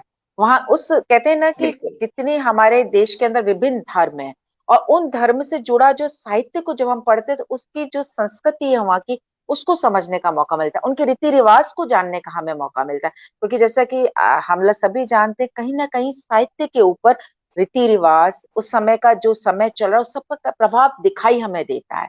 तो ये चीजें वास्तव में जरूरी हो जाती है, किसी एक दूसरे के साहित्य को समझना है हमें, तो अनुवाद की यही वही परंपरा है जो हमें एक दूसरे के साथ जोड़ करके रखती है। और मैं यहाँ पर पढ़ रही देखिए, थी उस राजकुमार जैन जी। हर एक में कोई न कोई खूबियां होती है, हर कल्चर में कोई न कोई बिल्कुल। खूबियां होती है और कोई न कोई हाँ। कमजोरियां होती हैं। तो हम अच्छे से बिल्कुल समझ पाते हैं उनकी अच्छाइयां हैं, खूबियां हैं, तो हम उनको आत्मसात करते हैं। उनकी बिल्कुल। कमजोरियां बिल्कुल हैं और हमारी जो स्ट्रांगनेस है, तो हम उस पर गर्व करते हैं कि देखो हमारे यहाँ ये बात बहुत अच्छी है ना? तो बिल्कुल खुद को पहचानने बिल्कुल का भी अवसर देती हैं ऐसी चीजें, और दूसरों की कमियों को और अच्छाइयों को पहचानने का भी अवसर देती है। बिल्कुल। क्योंकि कहते हैं ना कि वैसे भी कहा जाता है कि भाषा का अनुवाद अगर हम कर लेते हैं तो कहीं ना किसी से भावनाओं से भी हम जुड़ जाते हैं। क्योंकि जैसे सिंधी भाषा को लेकर के अगर किसी ने कोई बात लिखी है तो वो भावनाएं वही जुड़ी होंगी, जब आप उसको हिंदी में अनुवाद करेंगे तब आपके अंदर भी वही भावनाएं, क्योंकि शब्द वही रहते हैं। तो कहा जाता है ना कि भाषा का अनुवाद आप कर सकते हैं लेकिन भावनाओं का अनुवाद नहीं हो सकता। भावना वैसे ही जुड़ी रहती है, चाहे कोई सी भी भाषा ले ली जाए। साहित्य के अंदर जब हम एक दूसरे के साहित्य को समझ लेते हैं तो हमें बहुत कुछ जानने को मौका मिलता है। कहते हैं ना कि बहुत विशाल समुद्र है, इसको अगर हमें समझना है तो थोड़ा बहुत अपने आप को हमें इन भाषाओं की बंदिशों से दूर रखना होगा। अनुवाद के साथ जब हम आगे बढ़ते हैं तो बहुत बिल्कुल आएगा। साहित्य की विधाओं की जब हम बात करते हैं, बहुत विस्तृत कैनवास है साहित्य का। तो इसमें इतने रंग हैं कि अगर आप एक रंग को साथ में लेके चल रहे हैं तो लगता है कि दूसरा रंग हमसे पीछे न छूट जाए। लेकिन डॉक्टर विमला बिल्कुल। भंडारी ने साहित्य के सभी रंगों की विधाओं को साथ में लेके चला।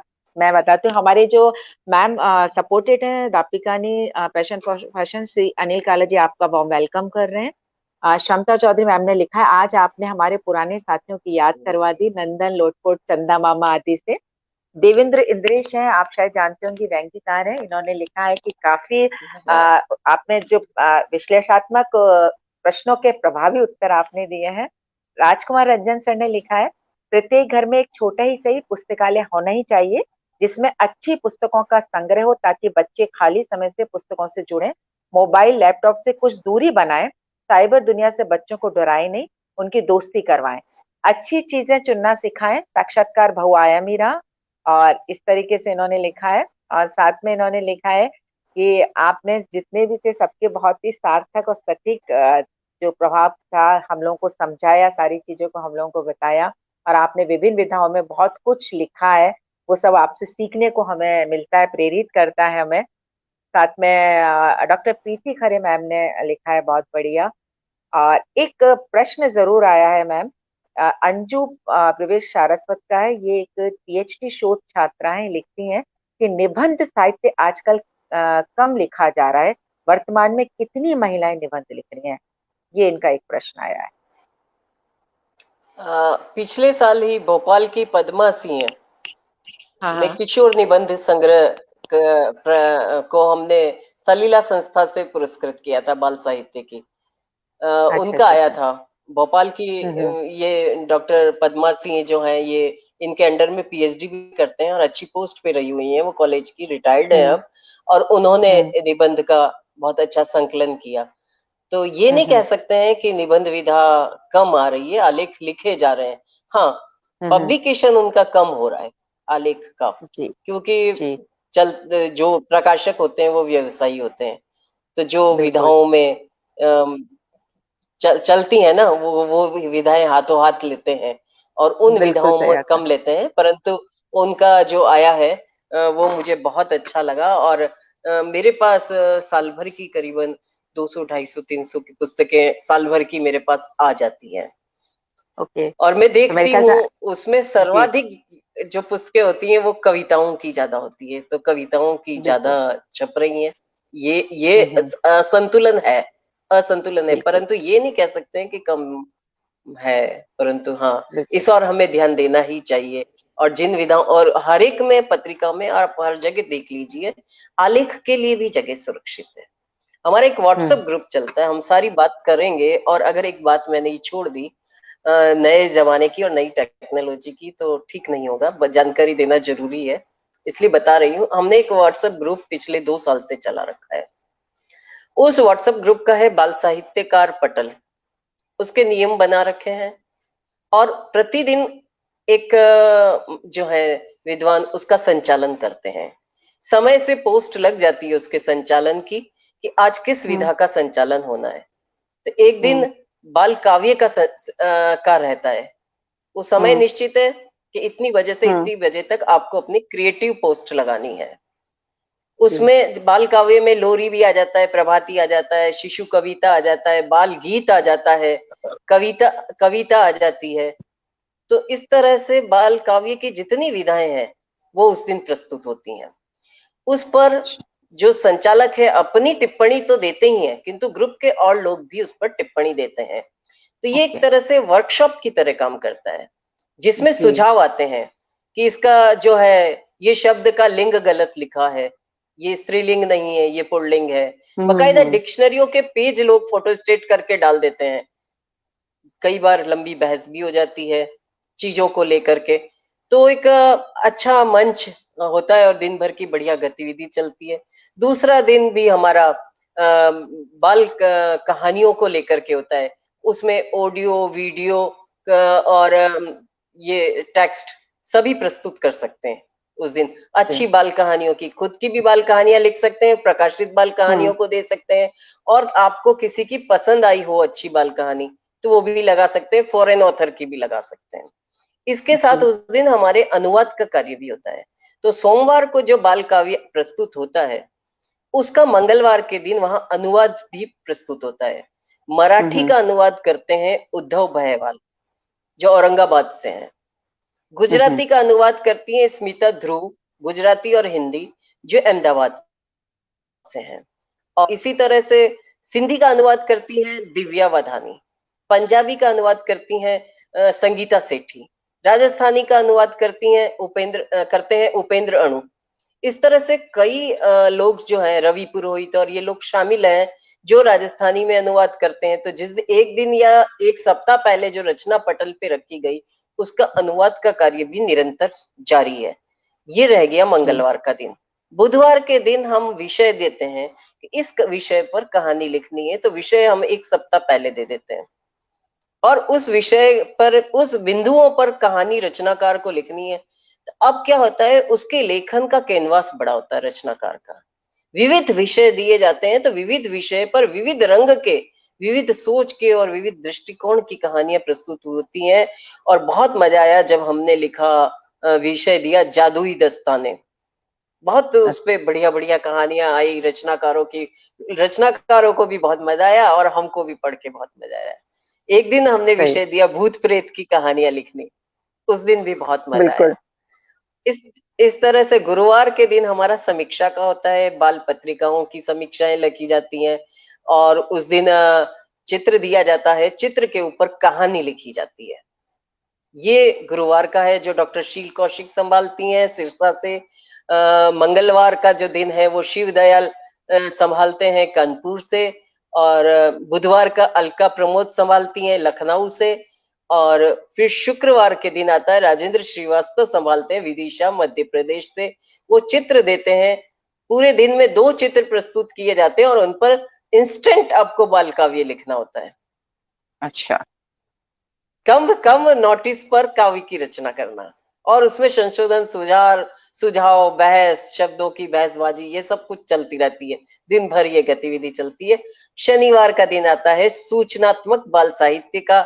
उसके अंदर सूचनात्मक बाल साहित्य के आलेख रहते हैं और ये गद्य विधा है, चूंकि उसमें रेखा चित्र रहते हैं, आत्मकथा रहती है, जीवनी रहती है, पत्र लेखन रहता है, यात्रा वृत्तांत रहते हैं और पहेलियां रहती हैं। और सबसे ज्यादा लोगों को की पहेलियों पे काम करने में। बाल साहित्य की सबसे प्यारी विधा है बाल पहेलियां। रविवार का, और ये दिन आजकल, पहले मैं संभाल रही थी और आजकल संभाल रहे हैं हमारे अंजुम जो दौसा से हैं। रविवार का दिन आता है अपना गद्य लेखन का ही, और उस दिन परिचर्चा रहती है। और ओम प्रकाश क्षत्री हैं जो रतनपुर से, वो जो है वो मध्य प्रदेश से जो वो संभालते हैं और परिचर्चा करवाते हैं। खास तौर से वो जो करंट टॉपिक्स आ गए, जैसे अभी नंदन पत्रिका बंद हुई, तो पत्रिका बंद होने के कारण इस पे परिचर्चा हो गई, तो विद्वानों के होते हैं और बकायदा वो प्रकाशित भी होते हैं। इसके अलावा जो विधाएं छूट गई, फीचर लेखन बाल साहित्य का, तो वो विधाओं को उसमें सम्मिलित किया जाता है। सोमवार का दिन जो है वो संतोष कुमार सिंह जो मथुरा से हैं, वो बहुत मुस्तैदी से संभालते हैं। हमारे इसमें कई ग्रुप में संपादक हैं पत्रिकाओं के। नंदन के संपादक अनिल जायसवाल बहुत सक्रिय रूप से इसमें सहभागिता रखते हैं। बच्चों के देश के संपादक प्रकाश तातेड़, डॉक्टर भेरूलाल गर्ग बाल वाटिका के, हाँ जी, साहित्य समीर दस्तक के कीर्ति श्रीवास्तव, और राजकुमार जैन जो कई पत्रिकाओं के संपादक है, संगनी के और साहित्य समर्पण, और कई पत्रिकाओं के संपादक हमारे इस ग्रुप में है। सीधे रचनाओं को वहां से लेते हैं कई बार और प्रकाशित भी कर देते हैं। तो बहुत अच्छा हमारा व्हाट्सएप पर जो ये अभिनव प्रयोग चल रहा है पिछले 2 सालों से, और उसमें बहुत अच्छा काम हो रहा है। हाँ बिल्कुल, काम करने के मतलब ये एक तरीके बदले हैं ना, नए चलन हुआ है, डिजिटल हुआ है, लोग व्हाट्सएप से जुड़े हैं, तो हमने भी नया तरीका निकाल लिया है काम करने का। और रोजाना इस पे मतलब आदमी को संतुष्टि हो जाती है काम करके। बच्चे भी जुड़े हुए हैं इसमें, स्कूल के टीचर और प्रिंसिपल्स जुड़ी हुई हैं, स्कूल के टीचर, अभिभावक जुड़े हुए हैं, कई अधिकारी जुड़े हुए हैं इसमें। नहीं, बिल्कुल कहते हैं ना कि जो आज का समय चल रहा है, इस समय के साथ चलते हुए उसका किस तरीके से हम अपने साहित्य से जोड़ करके उसको साहित्य के लिए हम उपयोगी बना सकते हैं, वो सबसे बड़ी बात है। जैसा आपने बताया व्हाट्सएप ग्रुप का है, बहुत अच्छी चीज है। एक बार में ही हम लोग देश के विभिन्न कोनों से जो हमारे रचनाकार हैं वो उसमें जुड़ते हैं, और कहते हैं ना, जब बहुत लोगों के विचार उसमें आते हैं तो बहुत कुछ सीखने को हमें मिलता है।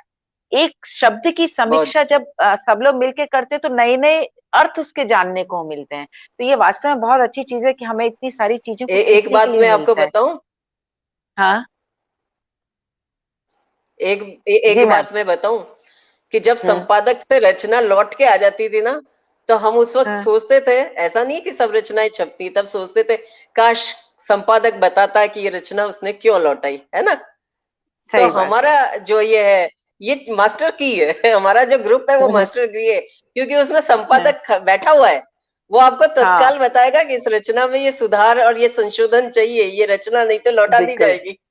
हाँ, इसमें ये कमी है, सीधा हम संपादक से संपर्क कर सकते हैं, और हम कोशिश रहती है कि हम संपादकों को उसमें जोड़ें ताकि रचनाकारों को लाभ मिले कि आखिर कहाँ वो गलती कर रहा है। वरना बहुत समय घिसते घिसते लग जाता है, सब रगड़ते रगड़ते कि पता ही नहीं चलता है कि हमको हमारा बार बार डाक लौट के क्यों आ रही है। और उस वक्त तो हाथ से लिखा जाता था, कार्बन कॉपी रखी जाती थी और ओरिजिनल भेजी जाती थी, है ना। आजकल तरह ईमेल नहीं भेजी जाती थी और पता ही नहीं चलता, इंतजार करते रहते रचना छपेगी या नहीं छपेगी। तो ये बहुत शॉर्टकट तरीका हो गया, बजाय इन नए संसाधनों को ये कहना, बार बार ये इंगित करना कि इनकी वजह से ये नुकसान हो गया, हाँ इनकी वजह से ये बुराई पनप गई, इनकी वजह से ये हो गया। बकायदा हमें इन संसाधनों को खुद को जोड़ना होगा और इनके अनुरूप ढल करके हमें अपनी बात कहनी होगी और अपना काम करना है। कुशल बिल्कुल कारीगर वही है कि जो संसाधन हमें मिले उसमें हम पूरी दक्षता से, पूरी निपुणता से हम काम को करें। बिल्कुल। कैसे उसको बल्कि हम उपयोगी अगर, बनाएं बजाय उसको हाँ, कोसने के। कोसने के, आपने बिल्कुल सही कहा। कहते हैं ना कि जो चीजें हमें आज के समय में मिल रही हैं, इन चीजों का हम अपने साहित्य के लिए किस तरीके से यूज कर सकते हैं, वो सबसे बड़ी बात आती है। क्योंकि जिस तरीके से हमने बात क्योंकि की थी जो कि साहित्य, इस हाँ जी, इस आंधी को रोका तो नहीं जा सकता, इस हवा को रोका नहीं जा बिल्कुल, सकता, इस आंधी को रोका हाँ, नहीं जा सकता, बदलना हमें ही होगा। बिल्कुल। और मैम, सबसे बड़ी बात ये है कि जब हम लोग 21वीं सदी में जाने की बात करते हैं, और तो हमें इस 21वीं सदी में जाना है तो इस डिजिटल युग के साथ चलना पड़ेगा। नहीं तो कहीं ना कहीं हम भी पीछे रह जाएंगे, हमारा साहित्य भी बहुत पीछे रह जाएगा। तो साहित्य को लोगों तक पहुंचाने में ये डिजिटल युग बहुत बड़ी महत्वपूर्ण भूमिका निभा रहा है। अगर हम ये कहें तो ये कोई बहुत गलत नहीं होगा। महत्वपूर्ण, बहुत महत्वपूर्ण। सबसे और सबसे बड़ी बात एक ये है, क्लिक की दूरी पे दुनिया खड़ी है, खुली हुई है, बस कहते हैं ना, चाहे वो मोबाइल के रिमोट से जरिए, हो चाहे वो, हाँ, हाँ, मोबाइल से हो, और मोबाइल हमारे हाथ में तो दुनिया हमारी मुट्ठी में है। व्हाट्सएप हमारे मुट्ठी में पास है, में, बिल्कुल सारे रचनाकार हमारे साथ जुड़े हुए हैं। हमें ढूंढने की जुड़े हुए। जरूरत नहीं है कि किस कोने में देश में कौन सा रचनाकार बैठा हुआ है जिससे हम बात करें। वो हम एक क्लिक में गूगल पे जाकर के हम सारे रचनाकारों को पढ़ सकते हैं, उनकी रचना के बारे में जान सकते हैं। तो ये सारी बहुत सारी चीजें यहाँ पर हैं। बिल्कुल, डॉक्टर प्रीति खरे मैम भी कह रही है, समय के साथ कदम ताल मिलाकर के चलना पड़ेगा, बिल्कुल बहुत जरूरी है। अदरवाइज हम बहुत पीछे रह जाएंगे, और हमें पीछे नहीं रहना है, हमारे साहित्य को हमें आगे बढ़ाना है। तो बिल्कुल आज के युग के साथ कदम ताल करते हुए हमें 21वीं सदी में जाना है। तो इन सब चीजों को साथ में लेकर के हमें चलना मैं पड़ेगा। शायद, जी जी बिल्कुल हमारे, मैं शायद सारी बातचीत में प्रकाश तातेड़ जी का नाम लेना रह गया है। शायद बच्चों के देश के सह संपादक हैं और जी। उनका भी इस ग्रुप के अंदर बहुत बड़ा योगदान है। सलीला संस्था में तो खैर उनका है ही है, और काफी समय से वो हमारी जो सलील प्रवाह मैंने आपको दिखाई है, इस बार हाँ हाँ। मुरलीधर वैष्णव पर केंद्रित हो रही है हमारी सलील जी जी। प्रवाह, जो सेवानिवृत्त सेशन जज भी रहे हैं। एक सेशन जज की पोस्ट पर रहकर उन्होंने बाल साहित्य को लिखा है और उसको तवज्जो दी और वरीयता दी है। तो ये उनका एक विशिष्ट गुण है और उसी को लेकर के बिल्कुल। सलील प्रवाह केंद्रित हो रही है, और जिसका संपादन कर रहे हैं प्रकाश जी तातेड़, जो उदयपुर में रहते हैं और बहुत अच्छे बाल पहेलीकार हैं। बाल अच्छा। पहेलियों के इतने घने चितेरे हैं कि ऐसे लोग बहुत कम चिन्हित हुए हैं। और खास बिल्कुल। तौर से मेरा जो सारा जोर है ना, वो इसी काम को लेकर है कि जो लोग अब तक लाइमलाइट पे नहीं आए। हाँ अकादमी साल भर में एक व्यक्ति को पुरस्कृत करेगी, एक पुस्तक को पुरस्कार देगी, एक पुस्तक को पहचान बनाएगी, किंतु ये जो हमारी जैसी छोटी छोटी संस्थाएं काम कर रही है ना, अगर जी। 10 संस्थाएं भी साल भर में 10 पुस्तकों को चिन्हित करती है ना, तो आप ये देखिए ना कितना बड़ा काम हुआ है कि 10 पुस्तक बिल्कुल बिल्कुल। चिन्हित हुई है, 10 लोगों को हौसला मिला है, उनको पहचान मिली है, लोग चर्चा में आए हैं, सही बात। लोग उनको पढ़ेंगे और जानेंगे और सही है। इसका विस्तार होगा। तो ये बिल्कुल। इस तरह के काम होने चाहिए, संस्थाएं चलनी चाहिए। हालांकि आर्थिक रूप से ये संस्थाएं हमेशा सहयोग से काम चलाती हैं, और जो लोग उदार मन से संस्थाओं को जीवित रखते हैं, सहयोग करते हैं, जो लोग पूरे श्रम से संस्थाओं को सींचते हैं, वाकई में बिना सरकार की सहायता के ये नहीं सर, समर्पण भाव के बिना संभव नहीं होता है। नहीं हमारे होता। यहाँ बच्चों की वर्कशॉप भी होती है, साल की एक वर्कशॉप में बच्चों की कराती हूँ, बच्चों के जी। बीच जाती हूँ। और मैं चूंकि ट्राइबल बेल्ट में रहती हूँ, आदिवासी क्षेत्र के बच्चे हैं जिनके पास पाठ्यक्रम के अलावा कोई पुस्तक नहीं होती है, उन लोगों को मैं, जो साल भर में पत्रिकाएं जमा हो जाती हैं, उन लोगों को कुछ वो जरा सा भी बोलते हैं, निखार लाने के लिए हम पत्रिकाएं उनको पुरस्कार में देते हैं, हम उनको पुस्तकें पुरस्कार में देते हैं। जब मेरे पास इतनी पुस्तकें आती हैं, डबल कॉपीज भी होती हैं, उनको पुरस्कार में देते हैं, बच्चों की चीज बच्चों तक पहुंचती है, वो बहुत खुश होते हैं। 70 और 100 बच्चों को लेकर के एक जगह बिल्कुल। जाकर के उनके बीच जाके 5-5 दिन की वर्कशॉप्स भी मैं करवाती हूँ। विशेषज्ञ आते हैं। बाल प्रहरी के संपादक उदय किरोला उस कार्यशाला को लेते हैं, और भी हमारे जो है विशेषज्ञ उसमें सम्मिलित होते हैं। चित्रकार आते हैं, बच्चों को चित्र बनाना सिखाते हैं। तो इस तरह की गतिविधियां भी हम स्कूलों में जाकर के चलाते रहते हैं। हालांकि ये मैं देखती हूँ कि माता पिता का और इनका रुझान उन सब चीजों में कम होता जा रहा है। वो इन जी। चीजों को अब कम प्रमोट कर रहे हैं, क्योंकि उन लोगों को चाहिए बच्चों के अधिक अंक।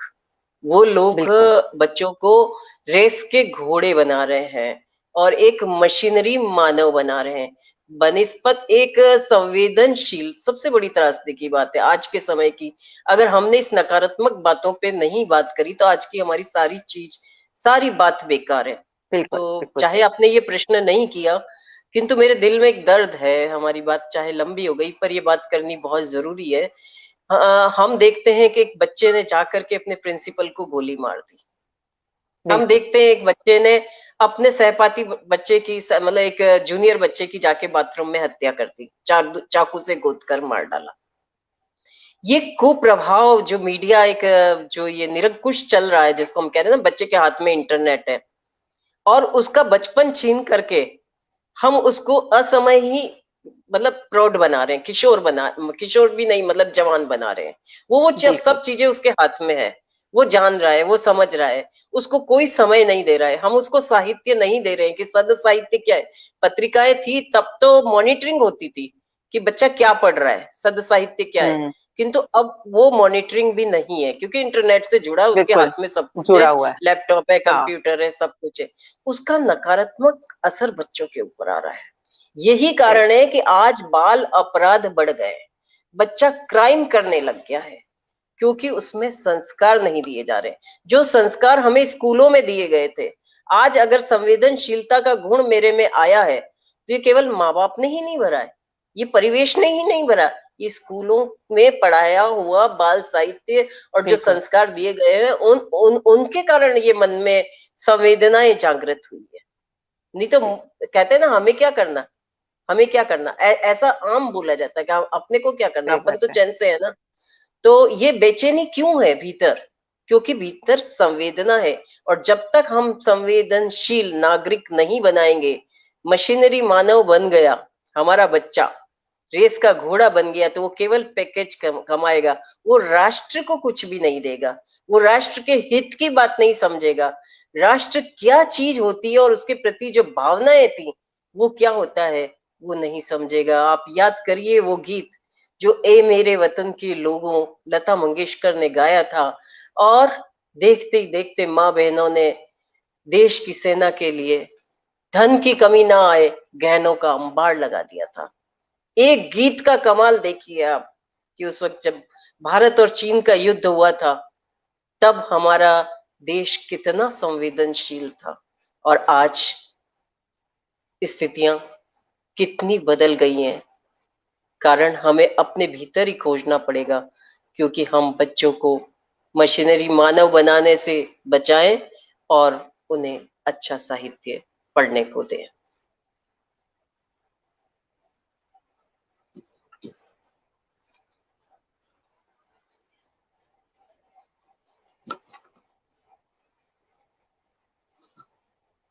शायद इंटरनेट का कोई प्रॉब्लम हुआ दिखता है, तभी मेरी स्क्रीन पर रेनू जी भी नहीं दिखाई दे रही हैं और उनकी आवाज भी नहीं आ रही है।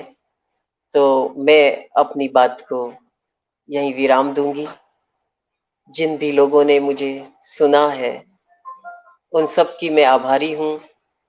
खासतौर से मैं डॉक्टर रेनू जी श्रीवास्तव की आभारी हूँ कि उन्होंने मुझे ये अवसर दिया कि मैं अपने मन की बात को कर सकी, और मन की बात के तहत उन्होंने बहुत सारी बातें आपके मन तक पहुंचाई। उनका हार्दिक आभार। इस टेक्नोलॉजी का शुक्रिया अदा करती हूँ कि मैं आज अपने घर और कमरे में बैठी हुई आप सबके पास पहुंच पाई। धन्यवाद। नमस्कार।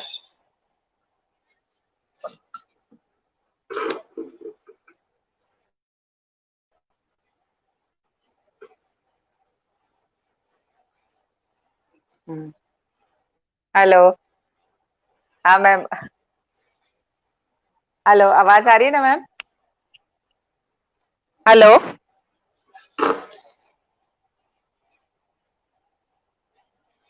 हेलो मैम, आवाज आ रही है आपके पास? हाँ हाँ। वो हाँ, क्या आ मैम, रही है आवाज टाइम आपकी। टाइम टाइम ज्यादा हो जाता ना तो कट हो जाता है इसमें। अच्छा चलिए अच्छा। मैम, अच्छा हाँ जी। बहुत अच्छी सारी बात हुई, आपने बिल्कुल सही कहा, क्योंकि कहते हैं ना कहीं बच्चे आज के समय की दौड़ में तो दौड़ रहे हैं, लेकिन आज भावनात्मक जो उनके अंदर होना चाहिए वो कहीं ना कहीं खत्म होता जा रहा है। पढ़ाई का प्रेशर बहुत ज्यादा है, अंकों की दौड़ में आगे निकल रहे हैं बच्चे, ये बात आपने बिल्कुल सही कही। इसीलिए ही जो भावनात्मक लगाव होना चाहिए वो हम लोग पीछे छोड़ते हुए जा रहे हैं। बहुत ज्यादा जरूरी है हम लोग आगे जाएं, अपनी जो हमारी समस्या हैं उनको जरूर सॉल्व करें, क्योंकि हमें कहते हैं ना कि खाने का सबसे बड़ी बात आ जाती है, रोजगार की बात आ जाती है, तो आज का जो शिक्षा जो हो चुकी है वो कहीं ना कहीं सिर्फ ये हो चुकी है कि हमें रोजगार बच्चे को दिलाना है, उसके लिए तैयार करना है बस। लेकिन बच्चे का जब कहते हैं ना कि पूरा विकास की जब बात आती है, संपूर्ण विकास की जब बात आती है, वो संपूर्ण विकास और बच्चा पूरी तरीके से तैयार तभी होता है जब वो भावनात्मक रूप से भी उसके अंदर भावनाएं जुड़ी हुई हो। वो बहुत जरूरी है, वो जरूरी होता है साहित्य से, क्योंकि कहते हैं जितने भी साहित्यकार होते हैं कहीं ना कहीं उनका अंदर बहुत सॉफ्ट कॉर्नर, जो दिल होता है उनका बहुत सॉफ्ट होता है, इसलिए कहा जाता है तभी वो कहानियां लिख सकते हैं, तभी वो कविताएं लिख सकते हैं, हर तरह की विधाओं को वो साथ में लेकर के चलते हैं। आपकी हम बात करें, आपने साहित्य की सारी विधाओं को आप साथ में लेकर के चलिए। आज आपसे इतनी अच्छी अच्छी बातें हुई, हमने बहुत सारी चीजों को सीखा है आपसे, और कहते हैं ना कि नित्य दिन हम कुछ ना कुछ सीखते जाते हैं। आपने एक बहुत अच्छी बात की कि नए युग में जो डिजिटल युग की हम बात कर रहे हैं, जो भी हमारे व्हाट्सएप है, सोशल मीडिया, इसको भी हम कैसे अपने लिए उपयोगी बना सकते हैं, वो हमारे लिए बहुत ज्यादा जरूरी होता है, क्योंकि ये हमारे लिए है, हम इनके लिए नहीं है। तो आपने ये बहुत अच्छा बताया किस तरीके से व्हाट्सएप ग्रुप के साथ आप सभी को साथ में लेकर के चल रहे हैं, और हम आपको धन्यवाद करते हैं आपका हमारे साथ जुड़े, और हमारे जो सपोर्टेड हैं दापिका पैशन प्रोफेशन श्री अनिल काला जी, आपका थैंक यू कर रहे हैं। दर्पण द बिल्कुल, रिफ्लेक्शन को चैनल की बहुत तरफ से मैं आभारी हूँ। आपका धन्यवाद। नहीं मैम, हम लोग को कि बहुत कुछ नई मैं चीजें आज आपकी आपसे आभारी हमने हूँ सीखी। कि आज आपने मन की बात करने का अवसर दिया और सबके मन तक पहुंचने का एक मौका दिया। जो भी हमारे इससे जुड़े हैं उन लोगों की भी आभारी हूँ कि उन्होंने बड़े उत्साह से मुझे सुना बातों को, और मैं अपने मन की बात आप तक पहुंचाने के लिए यहाँ मतलब जुड़ पाई। और डॉक्टर रेणु श्रीवास्तव की तो बहुत ही आभारी हूँ। और जब मैं फेसबुक पर इनके बराबर शो देखती रही थी तब कहीं मेरे मन में एक लालसा जरूर पनपी थी कि जो मैडम है इतने डिफरेंट सब्जेक्ट्स पे बात करती हैं, तो क्यों नहीं ये बाल साहित्य को वरीयता दे रही हैं और बाल साहित्य पे बात कर रही हैं। तो मन में थोड़ा सा होता था कि कोटा में जब इतने अच्छे रचनाकार हैं, लीला मोदी हैं, भक्ति प्रसाद गौतम है, और भी साहित्यकार है, तो वो क्यों नहीं बाल साहित्य को लेकर के चर्चा करती हैं। तो मन में कसक बनी हुई थी और उस कमी को आज आपने बहुत अच्छे से पूरा किया। मैं आपकी हार्दिक शुक्रगुजार हूँ कि ये अवसर आपने प्रदान किया और हम मन की बात कर सके। आपका शुक्रिया, बिल्कुल सभी दर्शकों का शुक्रिया बिल्कुल मैम, ये कि हमारे लिए हम सौभाग्य की बात है कि मैंने आपसे बात कहा कर और आप सके। तैयार हो गए, और बिल्कुल इतनी अच्छी बात आपने हमारे साथ की नमस्कार। है, हम लोग आपका शुक्रिया करते हैं। नमस्कार मैम, थैंक यू। दोस्तों, ये थे डॉक्टर विमला भंडारी, जिनसे आज नमस्कार। हमने बहुत सारे क्षेत्रों पे बात की, साहित्य के कई विधाओं के ऊपर हमने जाना किस तरीके से काम कर रही है, और सबसे बड़ी बात की बाल साहित्य को लेकर के बच्चों के बाल मन पर क्या असर पड़ता है, क्या चीजें होती हैं, उसके बारे में हमने बात करी। यात्रा वृत्तांत के बारे में हमने जाना, पत्र लेखन की विधा के बारे में हमने जाना, जो कहीं ना कहीं पीछे छूटती जा रही है। तो बहुत सारी चीजों को लेकर के आज हमने बात की है। अब हम आपसे शनिवार को एक नई बात को लेकर के आपसे फिर रूबरू होंगे। तब तक हम आप सभी से यही कहेंगे कि आप सभी कोरोना के इस समय में अपने घरों में रहें, सुरक्षित रहें, स्वस्थ रहें, अपना ध्यान रखें, अपनों का ध्यान रखते हुए इस जिंदगी को बहुत ही खूबसूरत बनाएं, क्योंकि जिंदगी बहुत ज्यादा खूबसूरत है। जरूरत है आज के दौर में, आज के समय में सिर्फ थोड़ा सा हमें अपने आप को संभालने की, अपने आप को बचाव करने की। तब तक के लिए हम यही कहेंगे, नमस्कार, शुभ रात्रि।